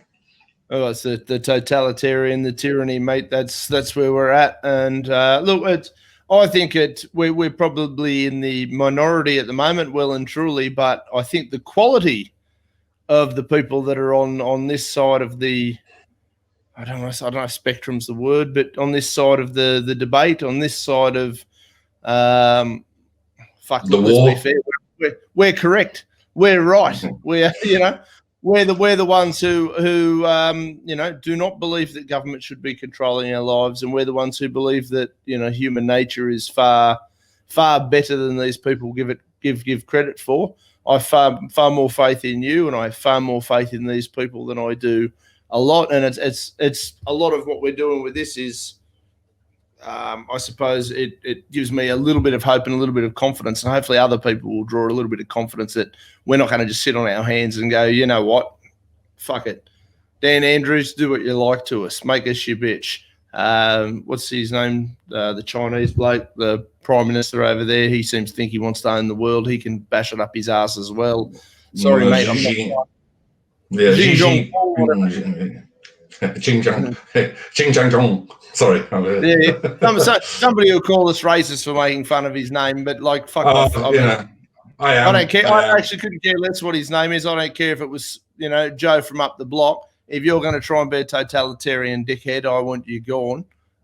So he can bash it up his ass. Anyway, mate, look, this is a great first catch-up. We're going to get stuck right in for another 10 episodes. I think the 10-episode blocks usually. I was pretty exhausted by the end of the first round of the first lot. Unfortunately, this time we've got a lot of it already done. So a lot of the big-name our American guests, we ended up with Larry Sharpe. I don't know if you've seen any of Larry's work, but he ran for governor of New York. He was brilliant. I spent an hour or so with Adam Kokesh yesterday. He runs a program called Adam versus the Man. At one stage, there's actually a viral video of him on YouTube somewhere of him being arrested for dancing inappropriately in public. That's well worth a look. That was 7 or 8 years ago, and it's police. There's a regulation that you can't dance. Nobody's allowed to dance, so they took a whole heap of them there, and as activists, they were all dancing. He was brilliant. So we've actually put in some hard yards early on for the other guests, and I don't know whether you picked up, but Arlene, she's got herself a world title fight in about 3 weeks, mate. Yeah, good on her. Yeah, which is pretty cool. I mean, it's not necessarily a freedom fighting thing as such, but she is going to have Resolute TV plastered on the back of her bum for the fight. So, so who knows? It might bring a new.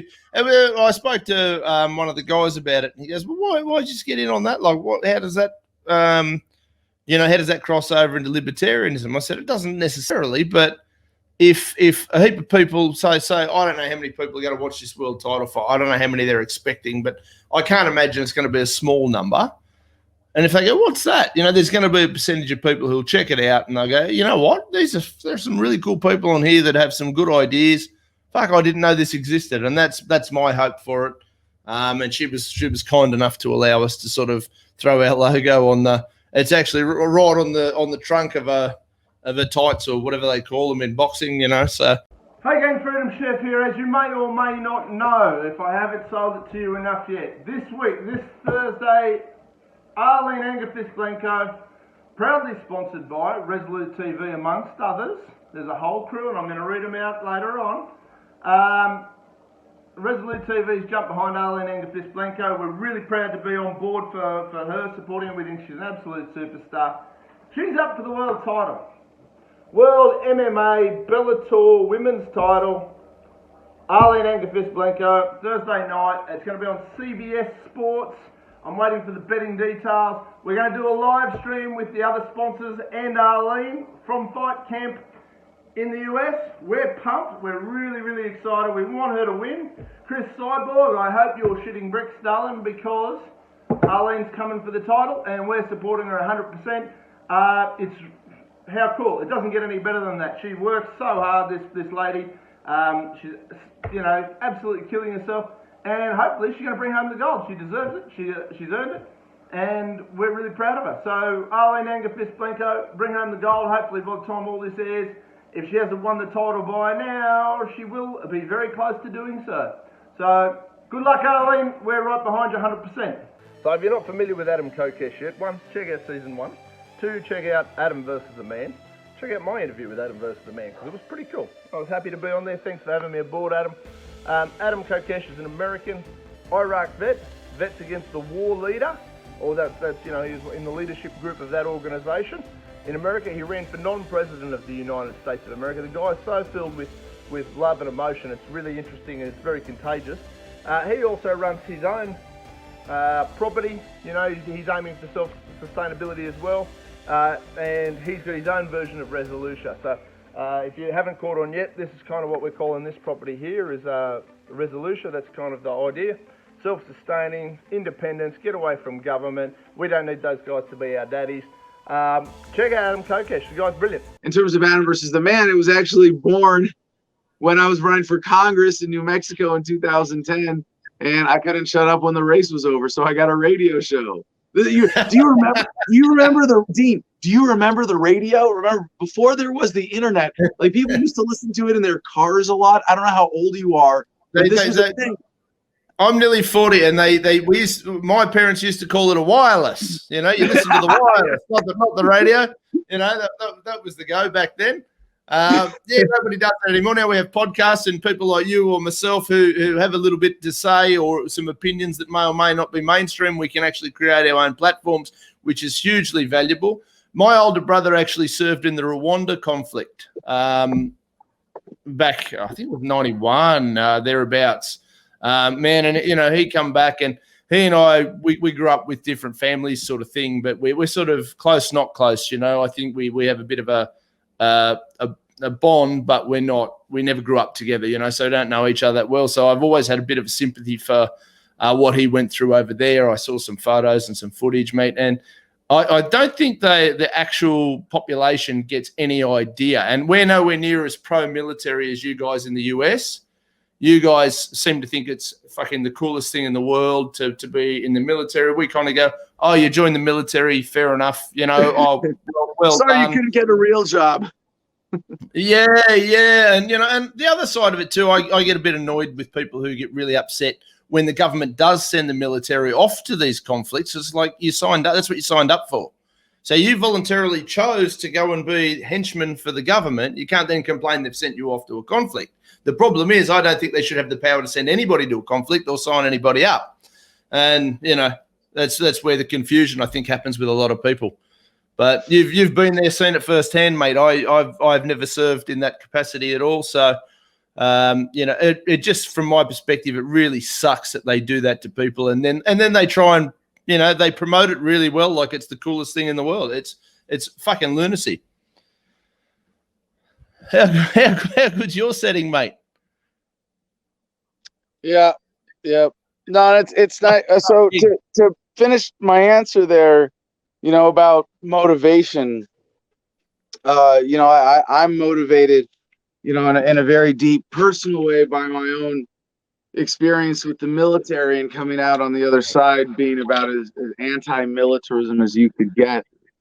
But then, you asked what was the motivation for Adam versus the Man, and the first version on terrestrial radio was on the radio in Albuquerque on AM 1550 KIVA, more positive talk radio, Albuquerque.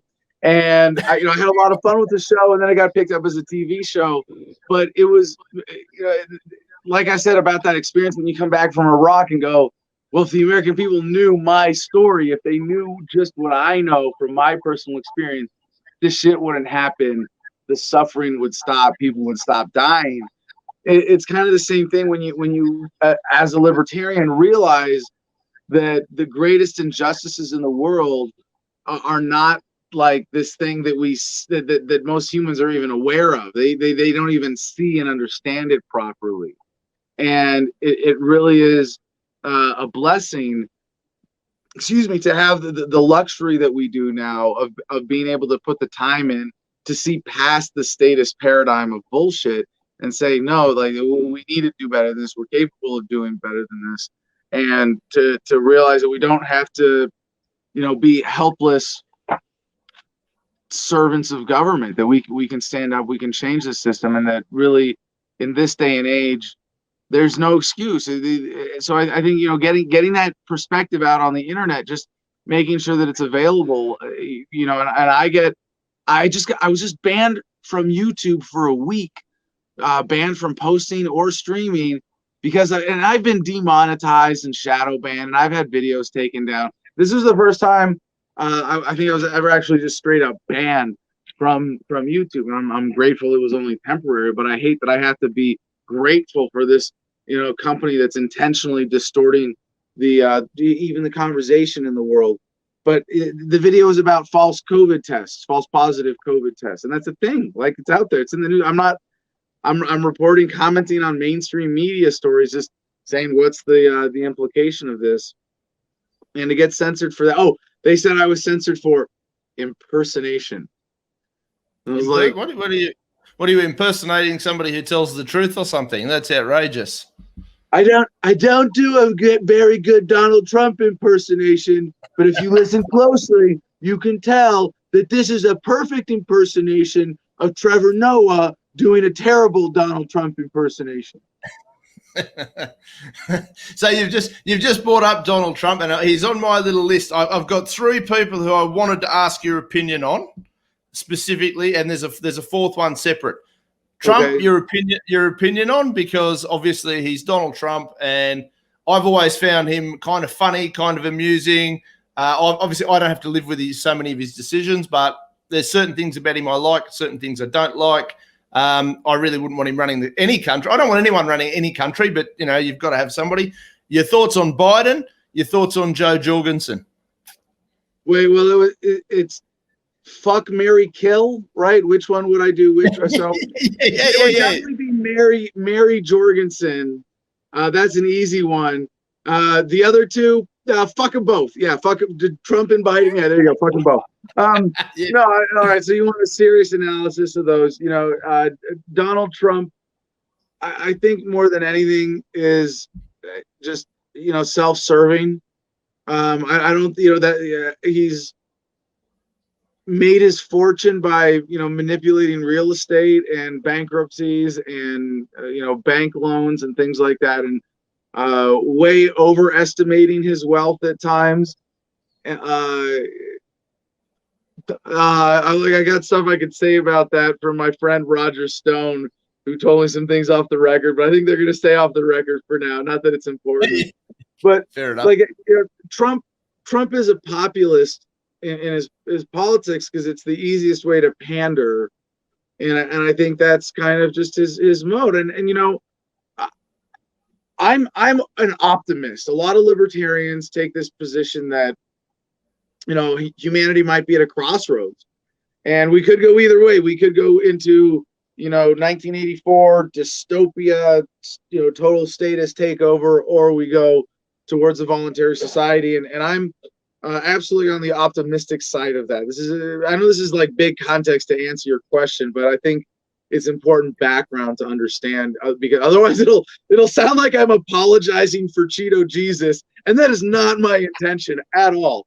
But if you look at the work of Professor Steven Pinker, we are living not only in the most peaceful times in human history, but human violence is on an incredible historical decline that follows a pretty consistent kind of radioactive decay curve.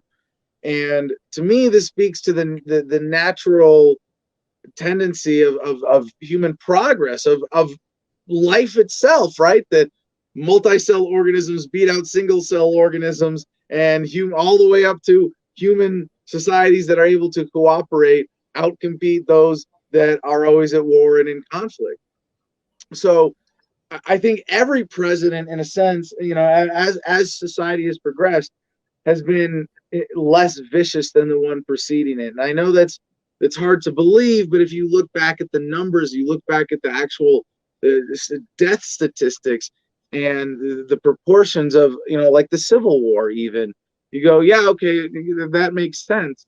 And you think about like World War II to Vietnam to the global war on terror, they can't get away with what they used to get away with, right? You simply cannot, in the age of the internet, convince millions of gullible young men to meet in the field where none of them lives and kill each other because they're wearing different colors. Like, you can't get away with that shit anymore. You have to do this war on terror, proxy war, and oh yeah, those guys, it's the Moosies in the caves over there, and the guy on kidney dialysis who's orchestrating, and with that's why we have to invade and take over this country. And like even that, I don't think they could get away with that anymore.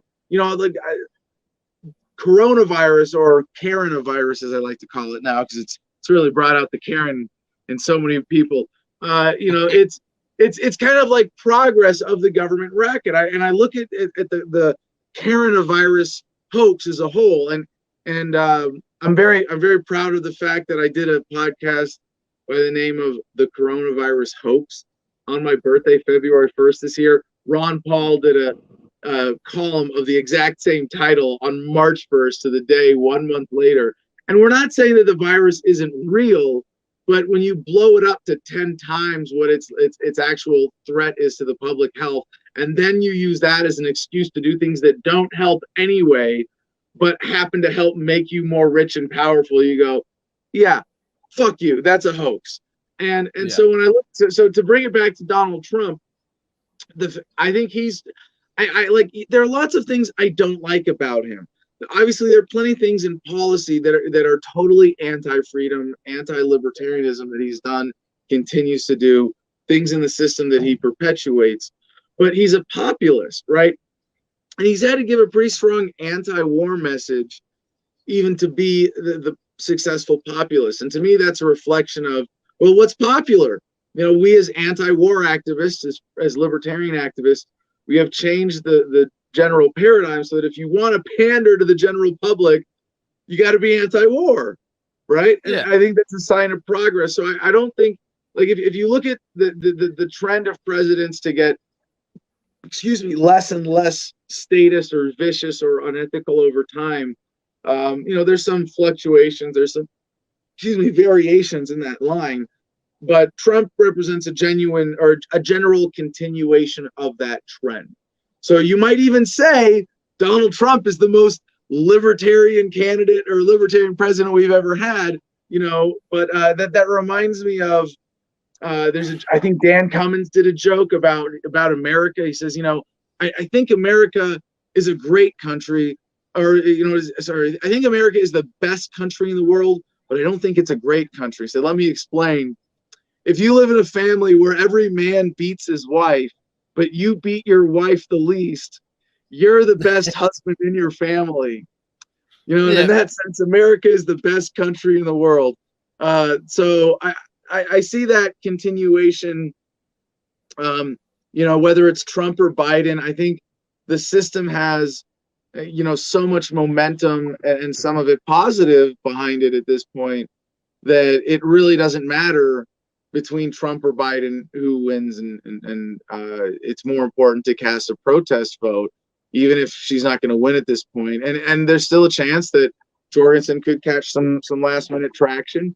I'm not discounting that possibility, but if you vote for the duopoly, you're throwing your vote away and you're making it harder for us to break out of the system.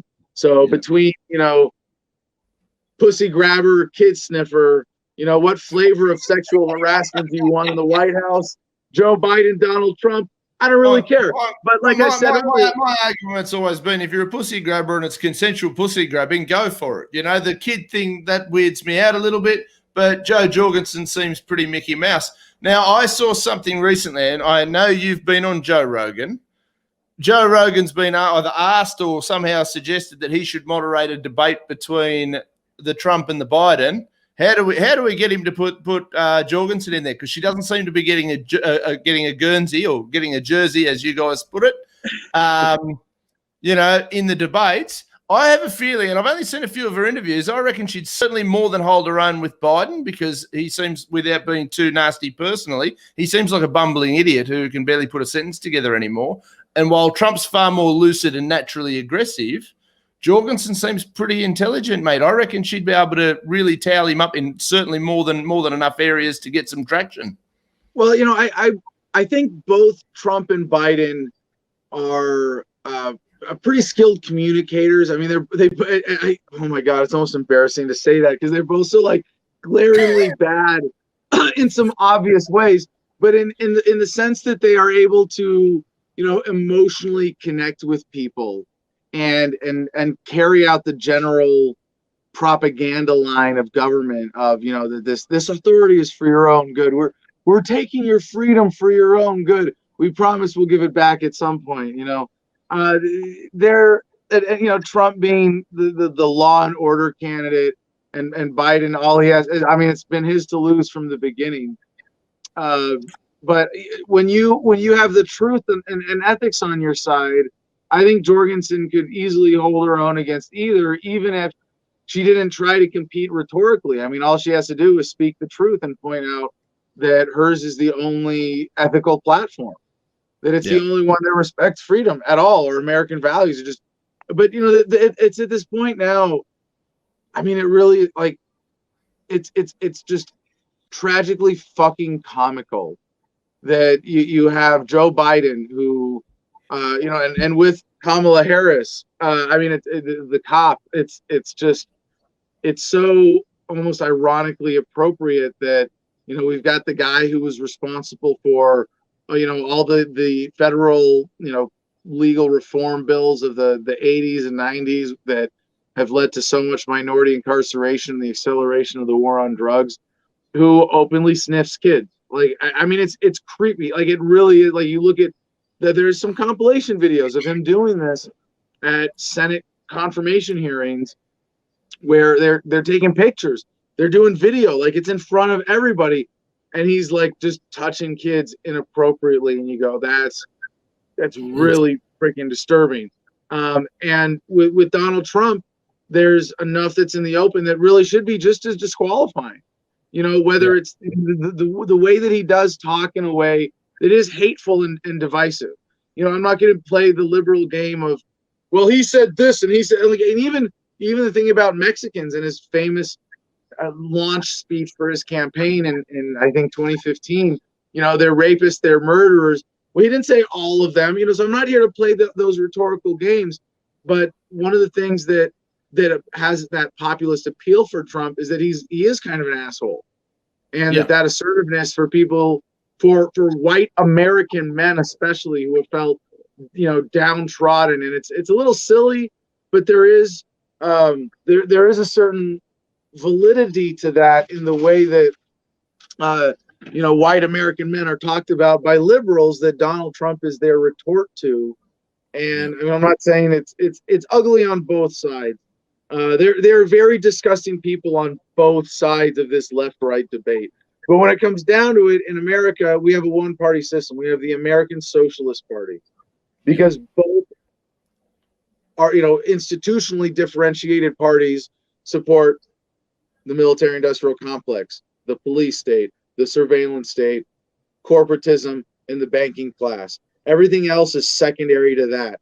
And so really what you're being offered the choice here of is red-flavored socialism or blue-flavored socialism. And Donald Trump, I mean, he's openly fascist, saying we're going to have restaurants closed, but they're going to come back under new ownership, talking about the coronavirus lockdowns, talking about buying stocks in companies in order to save them. I mean, it really is.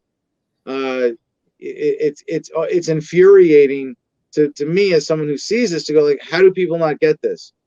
But a lot of them are voting out of fear, and it's tempting as a libertarian to hate people who don't agree with us. But I think we have to see them as victims. If you are being so misled as to think that you should waste your vote on either duopoly candidate, you are the victim of so much propaganda that I have nothing but sympathy for you, to say, that you got to snap out of this, and I want to help you. I mean, that's a big part of the motivation for Adam versus the Man, right? Is just being that way out for people from this kind of hypnosis that they've been led to. All right, guys, if you don't know ToyA Johnson yet, you will. You're going to get to know her over the next couple of weeks, because she's going to be participating as one of our semi-regular guests. ToyA is a candidate for Iowa in America. She's a strong woman. 4 kids, I'm pretty sure she said 4 kids, husband, runs the whole show, and real community driver. She's a very inspirational woman to chat to. and very passionate about all the things she's committed to. And like a lot of people who don't just talk, she takes action. And that's why I love this woman. Welcome aboard, ToyA. We do a lot of promotion of knowing your rights, so I hope that is something that you guys are definitely pushing for in your country, because I have read some of the stories about your child protection or your child welfare agency, and I am horrified but not surprised, because it's kind of a worldwide thing. And while we're talking about all of this, and there's so many other bigger issues that are going on in the election seasons all around the world, we're seeing, an increase in human trafficking, disappearances of children. And one of the biggest places where they draw those children from is the foster care system. Yeah. And it just needs to be addressed worldwide, as well as in your own place. It's an overwhelming sometimes type of issue because of just how vast and how far it reaches. However, we've taken the stance to try to do something locally and encourage other people in their own countries, as well as the states here, to be doing something locally, to be trying to make sure that we're watching the children, but knowing, it's a very fine balance to walk in the community nowadays. When I was growing up, if you messed up down the street, Miss Alice could spank you, bring you home, and then you get another spanking because you was out here disrespecting folks. And so the climate has definitely changed in our neighborhoods, because people are being more bold about taking people's children. Yeah. And so on our website, we advocate for people to learn and know their rights, learn how to identify official government officials, because that has been a problem here in the United States, where there have been people who claim they were social workers and stolen babies that way and stolen children that way. And so my mission in this is to make sure that we are using the law the most effective and the most efficient ways to promote the largest exercise of your liberties, as well as safety. And that kind of brings me to some of the other things that I would think about, like coronavirus, and those kind of things. I understand both sides. I understand mask wearers, I understand your stay-at-homers, and I feel like you're free to believe that. And if that's the precaution that you feel is necessary, the level of care that you feel is necessary for you to feel safe, then so be it, do so. And this is where our governor has got a lot of flack, and I actually agree with her on this point. There's not a law that gives her the ability to really do these types of things under our Constitution. And Iowa is one of those states where we would sue for a violation further than her strongly recommending that people be socially respectable or accountable to themselves, at least. And so, I hear both sides. I can totally understand both sides. However, I believe that is up to the individual to determine what's going to be best for them and their family, and how to deal with that by having information from people that they trust, because that's another problem. The information that's being put out is so far extreme on both ends. Wear a mask, then don't wear a mask, then it's this medication and it's this. I say this: if you are worried about coronavirus, build and strengthen your immune system. That means making sure you're getting vitamins A, D, C, E, zinc, magnesium, copper. Those are things that provide the foundation to build a healthy immune system, because we're hearing that it's for people who are compromised. So even if you cannot remove a fully being compromised, there are things that you can do that are natural, that are cost effective and efficient, in addition to whatever other measures that you want to take. My family, we're vaccine injured, or what you might call vaccine sensitive. My children are allergic essentially to vaccines. They all have a problem, and so we don't get them. So this is like nothing new to us.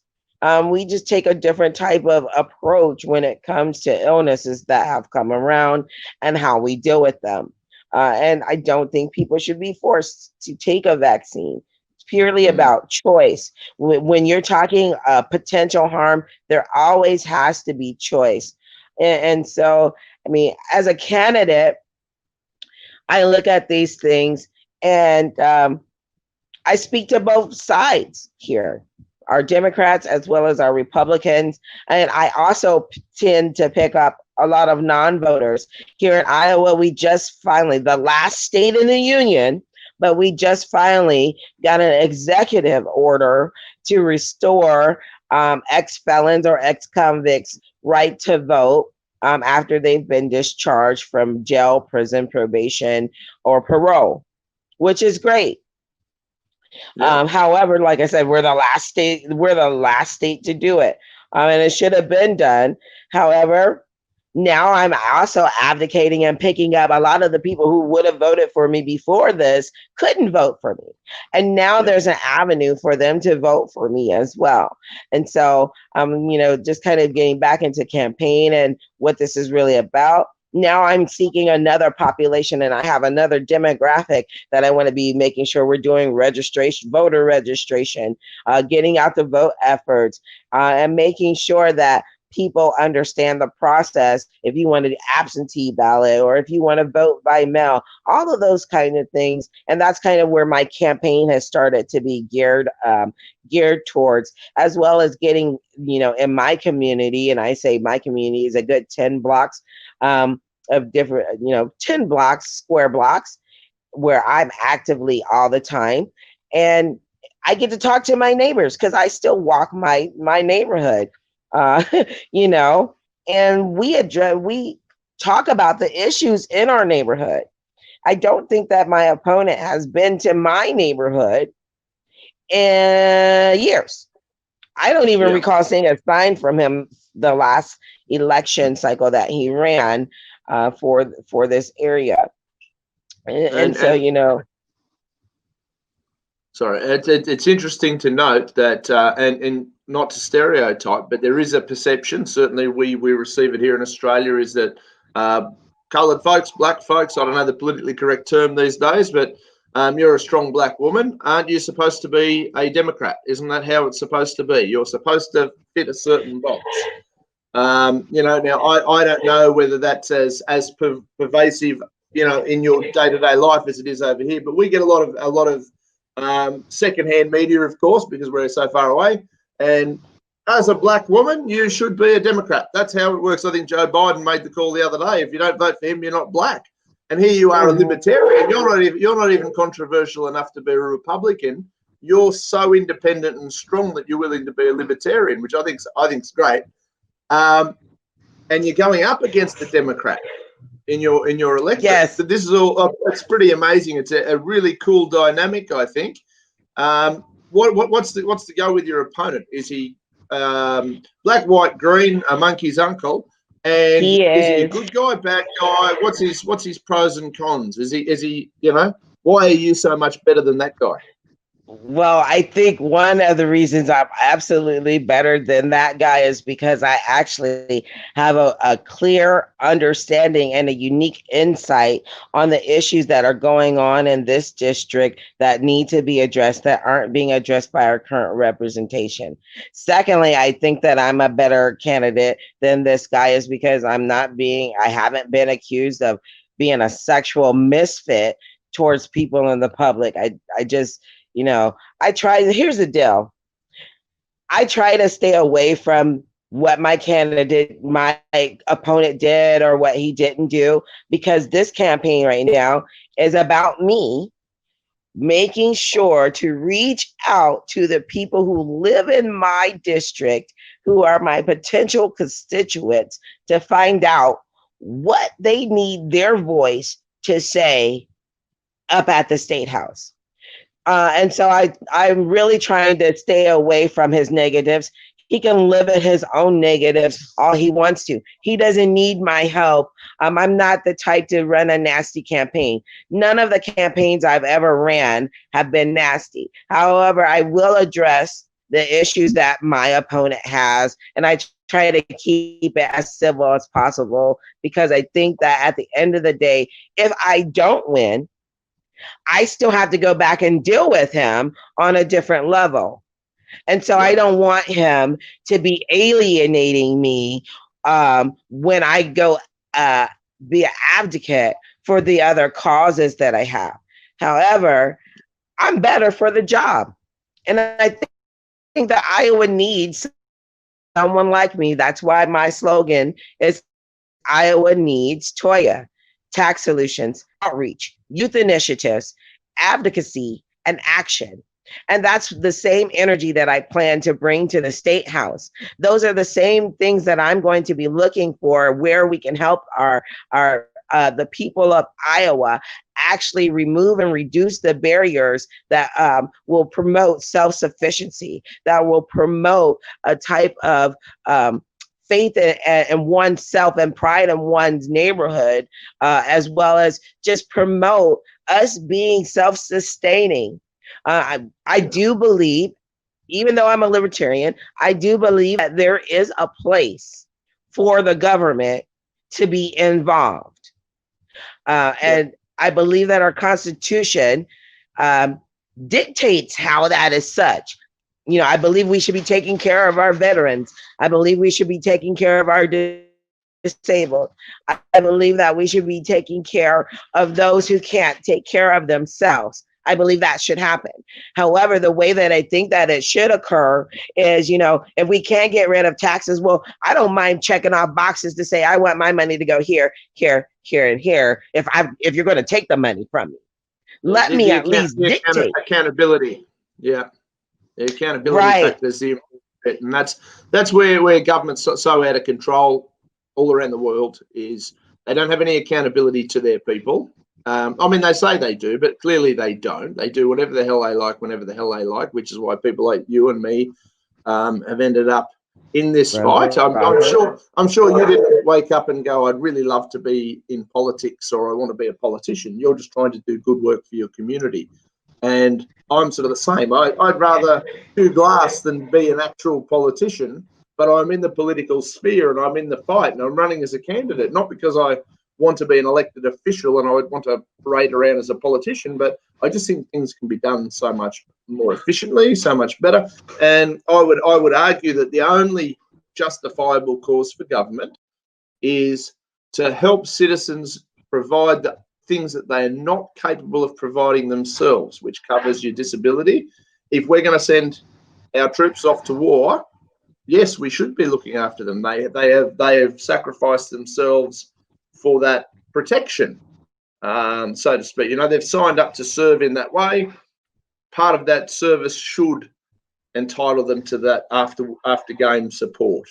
And we don't do that because at the end of the day, governments are takers. They're not givers. I've got a bit of a thing that they're an organised crime organisation that purports itself to be a human rights organisation. They sell one dream, but over here, and they're not real organised, but they sort of do whatever the hell they want. And once they're done with servicemen and women, oh, that's all right, not a problem. They're done. We don't need them anymore. Exactly. And it's really disgusting. It's really unfortunate. I like to say that I'm an advocate with political aspirations. And what actually brought me to the point was I talked to lawyers, I talked to judges, I talked to police officers, and their excuse was, well, you know, I'm just following the law. And And so I kept getting this excuse. Then I went to the lawmakers and said, hey, this law is awful. Who are having this problem? Here's a list of people who need to have this addressed. And we would bring in hundreds of people to lobbying, to subcommittee. Because here's the thing, people also don't understand how their government works. They've been intimidated many times by the process, or it's one of those taboo subjects that you don't talk about. But I want to kind of go back to your being a libertarian and being a Black woman. First of all, we're not monolith. And Biden's recent comment about, well, the Latino community is more diverse than the African American community was absolutely asinine, because in your same breath, you're saying we're not supposed to be diverse in our thought patterns and ideology. But our Hispanic brothers and sisters are being commended for being so. That makes absolutely no sense. And anybody, for me, I know that Trump and Biden will not get my vote. The only vote that is a wasted vote is the one not cast. So I feel like this. I'm going to go in there and cast my vote for my person. And if my person doesn't win, then they don't win. And our Apostolic Catholic priest, Father Chris Yates, he's back as always. The guy's always got an open forum wherever I am, there's no doubt about that. Father Chris is here, and he and I discuss, well, the way of the world. What a shock, that's what we do. And I always feel, sometimes I feel dumber at the start of our conversations, and I always feel a little bit smarter at the end of them once I've sort of digested everything he's come away with. So it's really a privilege to be able to talk to some of these people. Father Chris Yates is certainly no exception. Do yourself a favour and check out all his stuff. Here's Father Chris and I. Okay. And I've talked in the past about the fight and flight response and all of those things. And so, you know, we can think, oh, well, I'm doing something because I'm making a sacrifice and staying in my house. You know, it's like we're bargaining. So I've made a sacrifice and therefore I will be okay. And what I'm saying is that, and I do believe they're free to practice their religion, but their religion is progressivism. And therefore for people to say, well, you know, conservative religion's not okay, they've got to be progressive. That's actually a religious statement. And I think that's where Mark Latham's coming from. I think Mark Latham can see that that really what people believe and practice is in fact their religious, you know, raison d'etre. And that doesn't, and increasingly it's people that don't actually Judeo-Christian basis for those things, and God knows what that gets replaced with, for good or ill. But people need to be honest, and actually the sort of the progressivism, the bargaining with fate by thinking if I lock myself in, if I make a sacrifice, I'll be healthy. Whereas actually what Christianity says is death has an almost 100% success rate with humanity. We do believe Jesus rose almost 100%. Now, where's this other percentage going? Yeah, we do believe Jesus rose from the dead. You see. So, okay, all right. I mean, and he did raise Lazarus from the dead, but Lazarus died again, whereas Jesus is still alive. So we an almost 100% success rate. And actually, so therefore, there's a realism at the heart of Christianity. That and Judaism and Islam, for that matter, you know, that says, well, actually, we are going to die and we're going to meet our Maker. And rather than being fatalistic, it actually helps you to live life. Because I sort of, as a man of not faith, I sort of look at it and I go, at some stage, I'm going to die. At some stage, all of these people who, for nearly a year now, we're pushing on to a year where people have been almost hiding in their homes. Some by force and some by fear. You know, the government, you need to be locked down. I think to myself, you never get that year back. 2020 is time that people aren't getting back. And that's that's going to be the tragedy of this long term. It's, well, not to mention all the freedoms our government certainly won't be giving back, because there's nothing more permanent than a temporary government program. And the numbers of suicides and the numbers of bankruptcies and, you know, it's families just breaking down, the complete financial collapse that depending on what articles you read from which economists, is just right around the corner, and that's going to have more implications. A recession or depression. Let's be fair, the government will dress it up however they like to. It's all about how good we are at marketing. But there's going to be ramifications for this. I mean, our mutual friend Jeffrey Tucker. Yes. He's outright said to me, 100 years from now, they're going to be sitting there going, what in the hell went on in 2020 and what sort of lunatics were running the joint? None of this adds up. Well, in fact, that's our only hope. Our only hope is that we learn from it.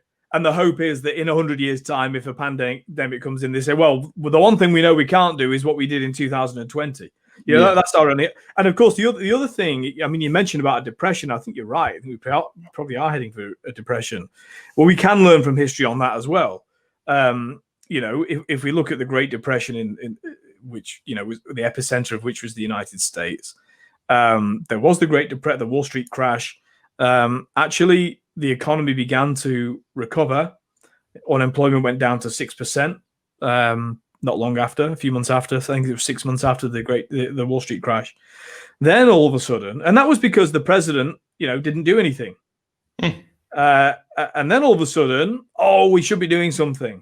And of course, the problem with our current era is the notion that anybody in political power would do nothing is just, they think it's political suicide. And actually, sadly, it probably is. Yeah. Therefore, we know that what will not happen is they'll do nothing. And they'll start doing all of these, passing legislation and handing out things and putting in all the mistakes that began with Hoover in the case of the Great Depression and were absolutely exacerbated under FDR. And testimony to what a phenomenal politician FDR was is that everyone thinks he's wonderful and handled it really well. Well, actually, we all know the only thing that ended the Great Depression was World War II, and I hope we don't need a world war to end this one. To get people out of their houses. But I did want to come back to the theme of sacrifice. I don't know, and to make it far more Australian. I don't know if you saw the ad last night. I think it was on 3 times during the show I was watching this advert for the AFL Grand Final. And I don't know if you've seen that, Dean, but I haven't. But as soon as we're done, I'm going to be googling ad for the AFL Grand Final since you mentioned it a minute ago. Well, when I talk about Christian philosophical thoughts being twisted, this really takes the cake. So it begins with images of the AFL players kissing their babies goodbye and their loved ones, and of course many of them would live in Victoria because that's where they play AFL. I'm actually a big AFL fan, so I've got some skin in the game here. I'm an AFL. Right. Well, I can't claim that. So anybody out there who doesn't like people who don't really watch AFL, I've got no bearing on AFL whatsoever. And for the English people watching, Aussie rules football. And so and I'm a St Kilda fan, so I've got some skin in the game. I have to declare that. But anyway, there's these players, and they're kissing goodbye to their families, and of course they're on a plane and they go to Brisbane, to Queensland, because the finals are at the Gabba and what have you, and. There's this dramatic music in the background, and the sacrifice. It's about sacrifice. And I thought, that's not what sacrifice is about. Well, number one, they're not indentured slaves. They get paid handsomely for what they do, and they get paid very, very well. People getting paid, but if they don't want to do it, they could resign. They don't have to do it. No one's got a gun to their head. They're not being sent to Gallipoli. And off they go to Queensland to play in a grand final where they'll be made even more famous. Their pictures are all over the television, where they get their advertising rights and what have you. And of course, I'm thinking, hang on, who is this advert for? All those people in Victoria locked in their houses who are not allowed out, and who the Queensland government would not allow to cross the border. They're the ones who are involved in sacrifice, and what we're supposed to feel sorry for these very handsomely paid, very fit and healthy young men who work very hard for what they do, and they're very dedicated and all those sort of things. And good luck to them. Yeah. Well, I'm not jealous. Professional athletes. I've got no issue with professional athletes. We're supporting one on the program, but the fact is that there's no real sacrifice in this whatsoever. It doesn't compare to the sacrifice of the baby that wasn't allowed to cross the Queensland border to have his life saved, or of the accounts of people who've been dying of terminal cancer who weren't allowed to see their children, or only one of their children was allowed to go and see them. You know, I mean, it just beggars, but it was bad enough that it was happening anyway. But, you know, I'm thinking, well, I'll suck it up. You know, some freedom, no freedom, no problem. But to put an advert out like that, and marketers are really clever people. They would only put that advert out if they thought it would strike a chord. Presumably, the new religion or the new religions that are present in Australia think that this is actually what sacrifice is all about. And this is when I feel like I'm an alien. You know, that you know, I must be the insane person because that's not what it means to me. And so, you know, and it's interesting because I suppose a lot of people who generally think, like, I mean, you're an academic, you're well thought out. A lot of academics don't get into sport whatsoever, and they look at you like you're mad when you start talking sport and whatever. But you're into sport, you like it. You're a supporter. You're not sitting here just going, "All sport should be banned because it's played by gorillas." It's not an intellectual thing. It's a thing where you're going, why is this acceptable and painted in this direction, as opposed to that poor woman who couldn't get her dying baby across the border, like. Yeah. I can't even fathom what would happen if I was in that situation. I'm sure I'd probably be arrested and shot because I can't see myself just going, oh well, fuck, if that's what you say, officer. Well, if that's your baby in your arms. Yeah, that's right. You know, I know what I do. I can't fathom and that's where me having been a sportsman would come in handy. But they wouldn't catch me. What was it? I played soccer for far too long. My right knee doesn't work very well anymore. But there you go. But I remember as a young boy, and this was a joke then. See, this is now a serious matter. Yeah. When I was a young boy, I remember watching. This is a very strange English thing now. We used to watch the World Snooker Championships, you know, because I'd come home from school and on a Friday I'd go and see my grandparents, and my grandfather was a real Thatcherite, and I disagreed with him at the time. And the older I get, the more like he might become. But I remember we were watching the snooker, and the commentator after this shot had been played said, "Oh, that was a brave shot." And I remember my grandfather leaping out of the chair and objecting, "A brave shot. He's playing bloody snooker." You know. Now that was a joke, but now here we've got an advert with dramatic music behind it, you know, and like they're going over the top at Gallipoli, and it's someone getting on a plane to get paid thousands of dollars to go and kick a ball around. It's hey, I'll watch it. I will watch it. I like AFL, but that's ridiculous. Yeah, mate. Look, I had somebody say to me the other day, "Oh, you know, your grandfather, you know, or our grandfathers didn't go to war, so that all you're expected to do is stay at home." So my grandfather didn't go to war, I'm sure of it, so that we would all sit here and bow down to this bullshit. He went to war to defend us for our freedoms. That generation wouldn't have. But that generation wouldn't have done it, and that generation's bishops and priests and whoever else would have been the ones on the street saying no. You know, who was it on the streets leading the civil rights movement? I'm not comparing it, you know, but ending the Jim Crow laws in America, they didn't end, you know, like that because some politician thought it was a good idea. They ended because of the March on Washington, led by a religious leader, Martin Luther King, and many others. You know, where are they now? Where are they? Nobody has the I'll say it in front of a priest. Nobody has the balls to stand up. And you look at somebody like a Donald Trump, who, and for all the pros, cons, and difference, and there's a lot I don't support about Donald Trump. There's also a lot I like and a lot I find funny. And the three are all very different areas. But to his credit, he's at least standing up. He's taking fire. Yeah. He's you know, and that's why he's made the traction that he has, is because when everybody else was hiding, looking for safe bureaucratic jobs, you know, I'll get into Parliament and I'll stay here for 30 years. He just kind of went in and said, "Listen, I'm here to try and fix it. These are the things I want to try and fix it because I think they will be better." Now, do I agree with everything that he's come out with? No. But he's actually... Doesn't it go to show, Dean? Doesn't it go to show that let's look, for example, at the one amazing, great bit of news that we've had over the last month, which is the peace deal in the Middle East. Okay, so the received wisdom was always that you'll never have peace in the Middle East until there's an agreement between Palestine, the Palestinian Authority. There's no place called Palestine. The Palestinian Authority and Israel. And I am pro-Israel, and that's my declaration on television. Of course, so everyone was told that. Whereas Donald Trump, he doesn't think like a politician because he's not one. No. And so he thinks like a hard-nosed businessman and thinks, well, you know, the bottom line is always the bottom line. And actually, you know, the great irony is it's a legacy of Obama's mismanagement that Iran was promoted in the region under Obama, and therefore all of the other the Sunni countries, Saudi Arabia and what have you. None of this has happened without Saudi Arabia's say so, because you know, Bahrain is too small to cope without that.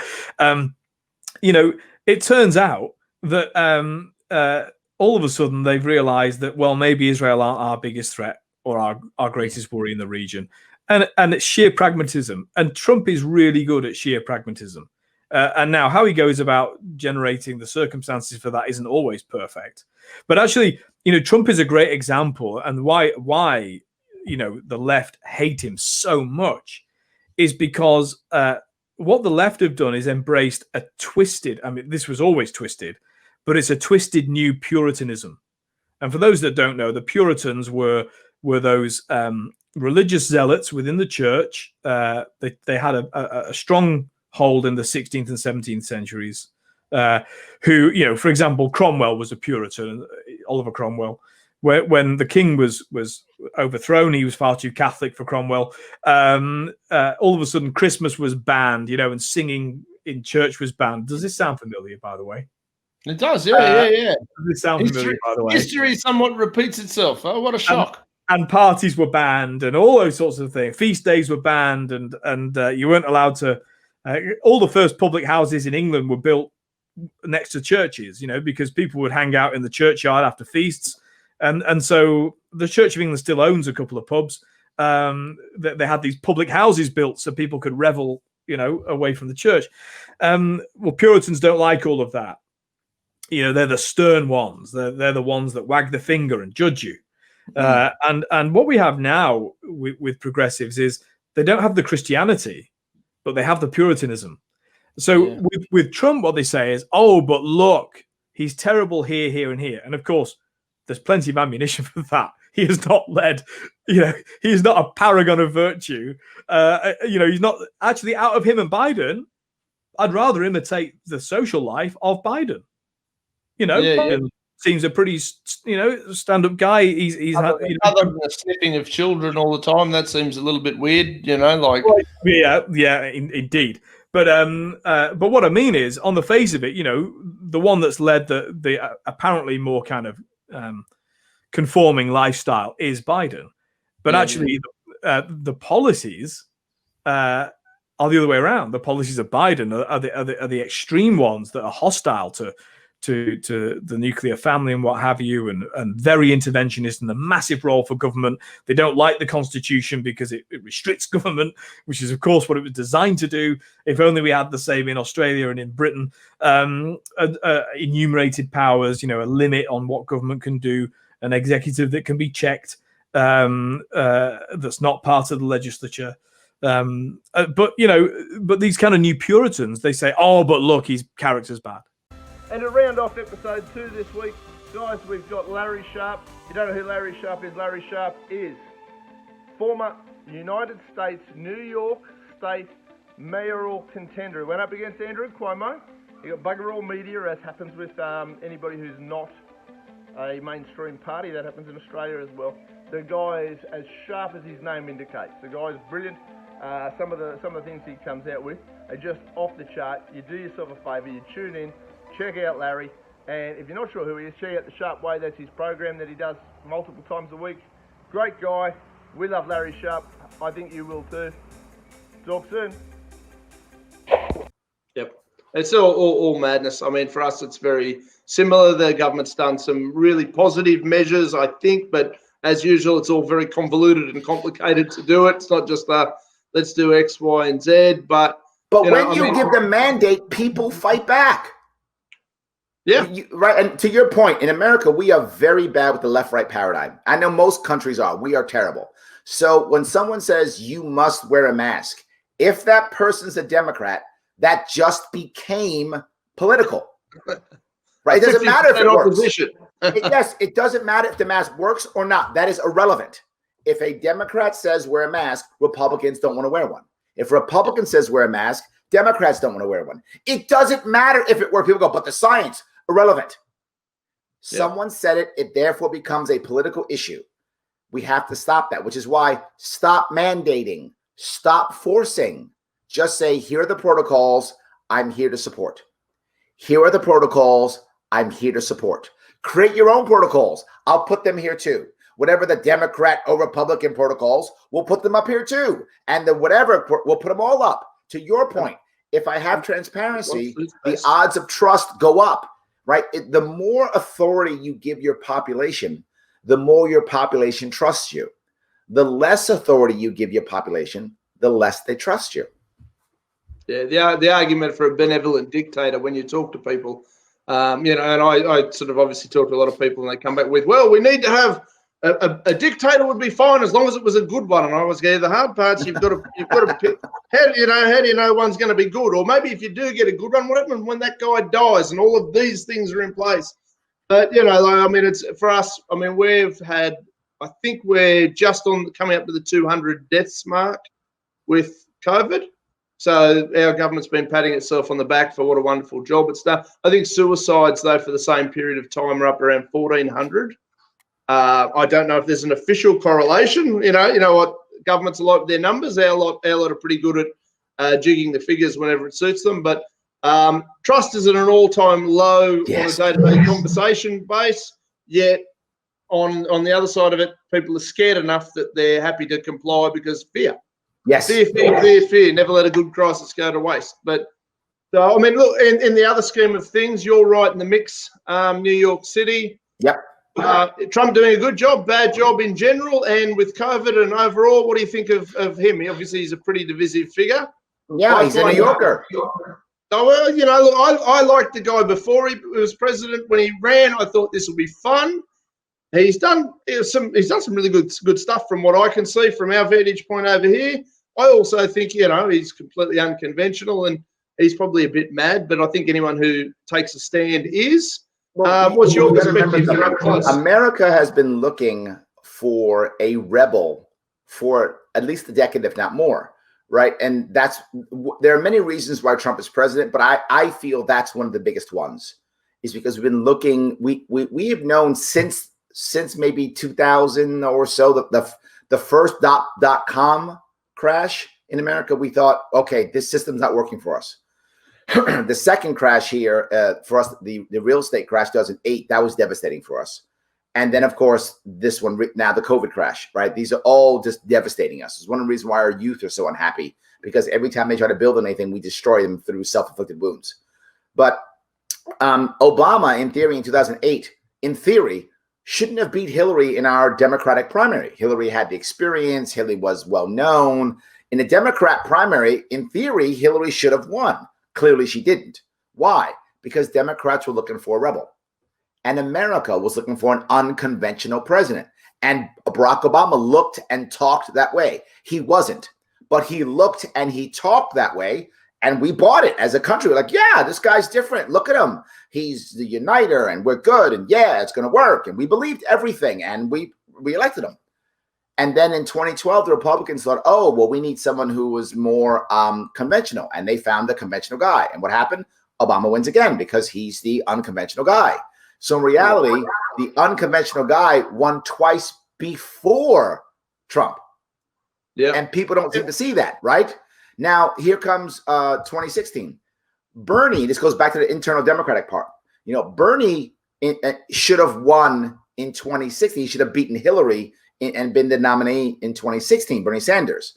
But the internal machinations of the Democratic Party stopped that. They're like, nope, No, we decide who our institutional candidate is, and they did. So a bunch of those Bernie people who Bernie's heavily socialist, openly heavily socialist. Yeah. A bunch of those people voted for Trump, and you would say, how is that possible? It wasn't his policies. It was the fact he was a rebel. And these people wanted not status quo. And Hillary Clinton is status quo. No matter whether you like Hillary or not, everyone would agree she's the poster child. She is the ultimate. She is the establishment. There is 100%. Nothing more establishment than Hillary Clinton. 100%. And in saying that, what are your thoughts on Joe Biden coming out? I mean, I've seen some of the gaffes in the last couple of weeks. Irrelevant. Means nothing. Joe Biden is a placeholder for the Democratic Party. He could be a ham sandwich. Doesn't matter. Yeah. It's irrelevant.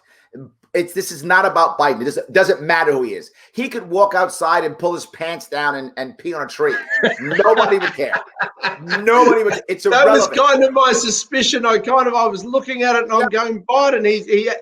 And I don't want to be nasty because I don't know the guy at all. But from the stuff that I'm seeing him come out with, he can't be all there. Like he's obviously got some sort of dementia or something. Like that's how it comes across to me. But yes, I was sort of from your perspective to hear that that's what it is. He's just holding the spot until he can find somebody half competent to have a crack. I was a bit disappointed that Tulsi Gabbard didn't get more of a. I love Tulsi, and she didn't more get of a shake. She seems to sort of, she walks that she's slightly left, but she's not lunatic left, and she's pretty reasonable. She's active and smart, and far prettier than Joe Biden helps. It's true. Yes. No, the issue that I think with Joe Biden is again, he's a placeholder. This is not an election based upon how good Biden is. It's irrelevant. This is do you still want Donald Trump or not? That's it. And what Democrats believe is that America now, because of COVID and how bad things have been, they just want to go back to something normal. And they want to go back to establishment. And at this moment, I think Democrats are right. And I think most Americans will pick Joe Biden because they just want to go back to establishment. Yeah, okay. That's what I believe. They just want to be able to go to work. Would you call that a prediction? You think Biden will get up? I think he's going to win. At this moment, I think he's going to win. At this moment. But look, to be forward, Trump is an amazing campaigner. That guy's a marketer. Again, whether you like his policies or not, he is an amazing marketer. So if anyone could pull this off, it's him. Yeah. But right now, he's in trouble. Right now, the country is like, why do you think he's all about opening up our schools now and getting back to work? He knows if he can get America back to some semblance of normalism, he wins the election. Yeah. But if he can't get us to some kind of normal again, America's going to thrive just to be normal. And Biden is establishment. The right in their rhetoric is trying to make Biden look like a socialist or whatever. He's not. He's establishment as they go. He's an establishment Democrat.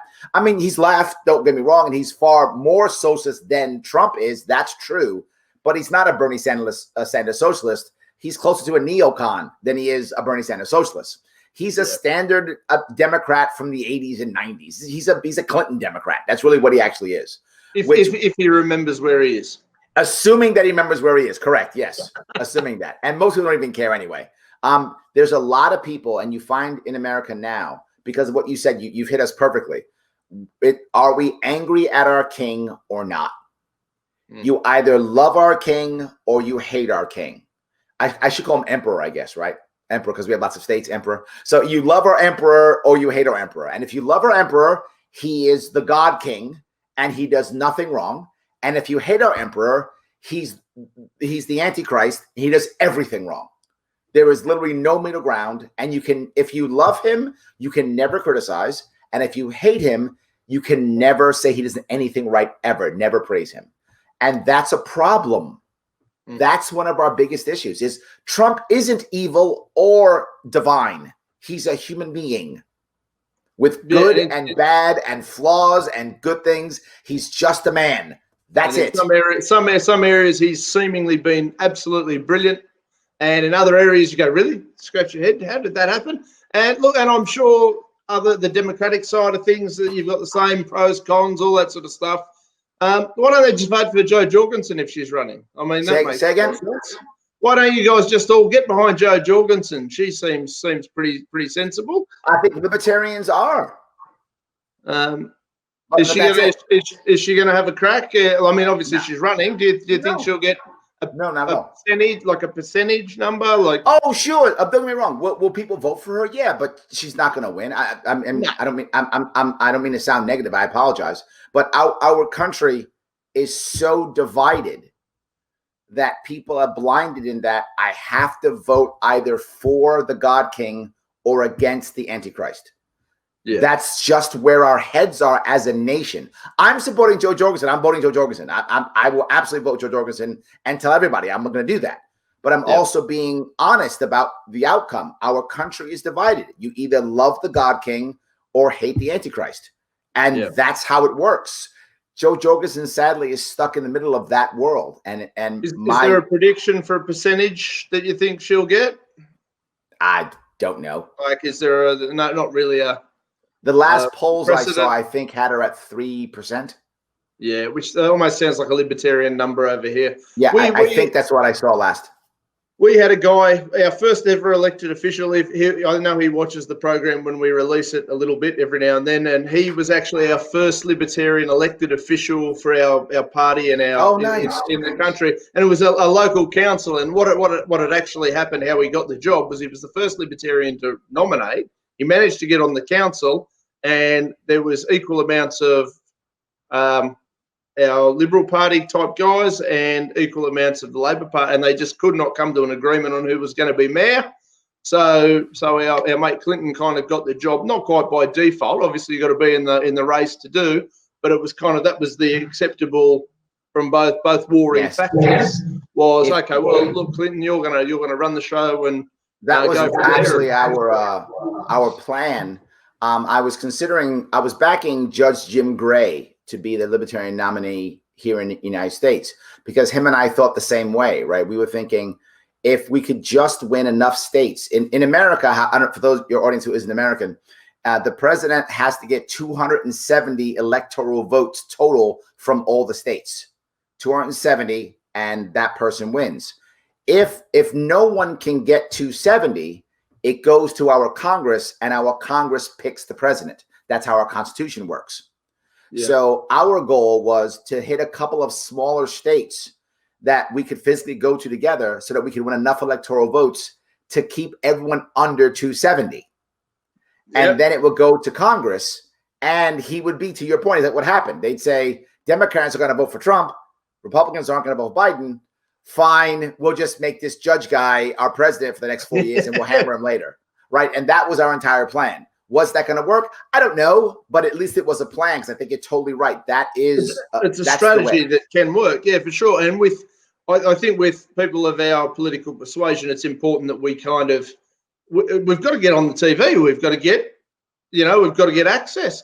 I did an election campaign not so long ago, and I couldn't get media for all the gold in China. Like there was just no interest really in, you do a little interview with a little local paper, or the national broadcaster would give you a 3-minute spot on its radio program, but the other two candidates for the big party were all day, and it was the only thing in the media. It was pretty phenomenal to watch. So for us, I think things like that are good tactics. The answer is to be more popular. And what you're doing right now, what we're doing right now, is actually the beginnings of that. Is us creating media so that people see us, so that we can see what's going on. That's the first thing, is being more popular, right? I don't know if you know, but in America, the guy considering running is Kanye West, which is Kim Kardashian's husband, right? Yeah, yep. I've got some of his CDs somewhere, I'm sure of it. Absolutely. So if he runs, he'll get press. Because he's super smart? No. Because he has great policy? No. Because he's popular. Yeah. Because remember, the media is not, their job is not to inform us or to educate us or to show us things. Their job is to be seen. That's their job. They just have a niche, right? Reality TV is a niche. Sports is a niche. News is a niche. But the goal of all of them is just to be seen. That's the goal. So if you're popular, you'll be seen. So this is the first piece. But the way of becoming popular, almost always, if you're left, right, it's just the other guy's evil. Simple, very simple message. The other guy's evil. I know I killed the guy, but he killed 3 guys. So he's way worse than me. So vote for me. So, but if you're third party, what you have to do is have interesting answers to problems. Interesting. The only reason why people still speak to me, and I haven't run in 2.5 years, the reason people still talk to me is they still talk to me about my policies, about my regulate cannabis like onions, leasing naming rights to bridges to pay for infrastructure, things like that, treating farmers like small business owners, right? Things like that are why people, oh, that guy, remember that cool idea, changing our mandatory school from K through 12 to K through 10. Those types of things that I came up with, people are like, oh, that's interesting. Oh, how do we do that? Because that's an actual solution. And when people are desperate enough to fix a problem, they look for someone who has a solution. And generally speaking, left, right paradigm politicians don't have solutions. They're only protecting you from the evil one. So if you're looking at any of this stuff, you want to email boldactionevents@gmail.com.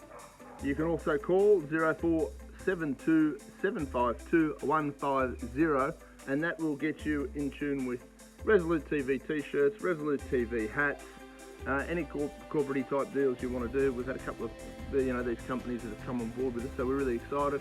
If you want to buy any of the hemp products or hemp seed oils or the terpene products, give us a call, flick us a text, let us know what you want to do. We can take online payments. We're clever like that, and it's 2020.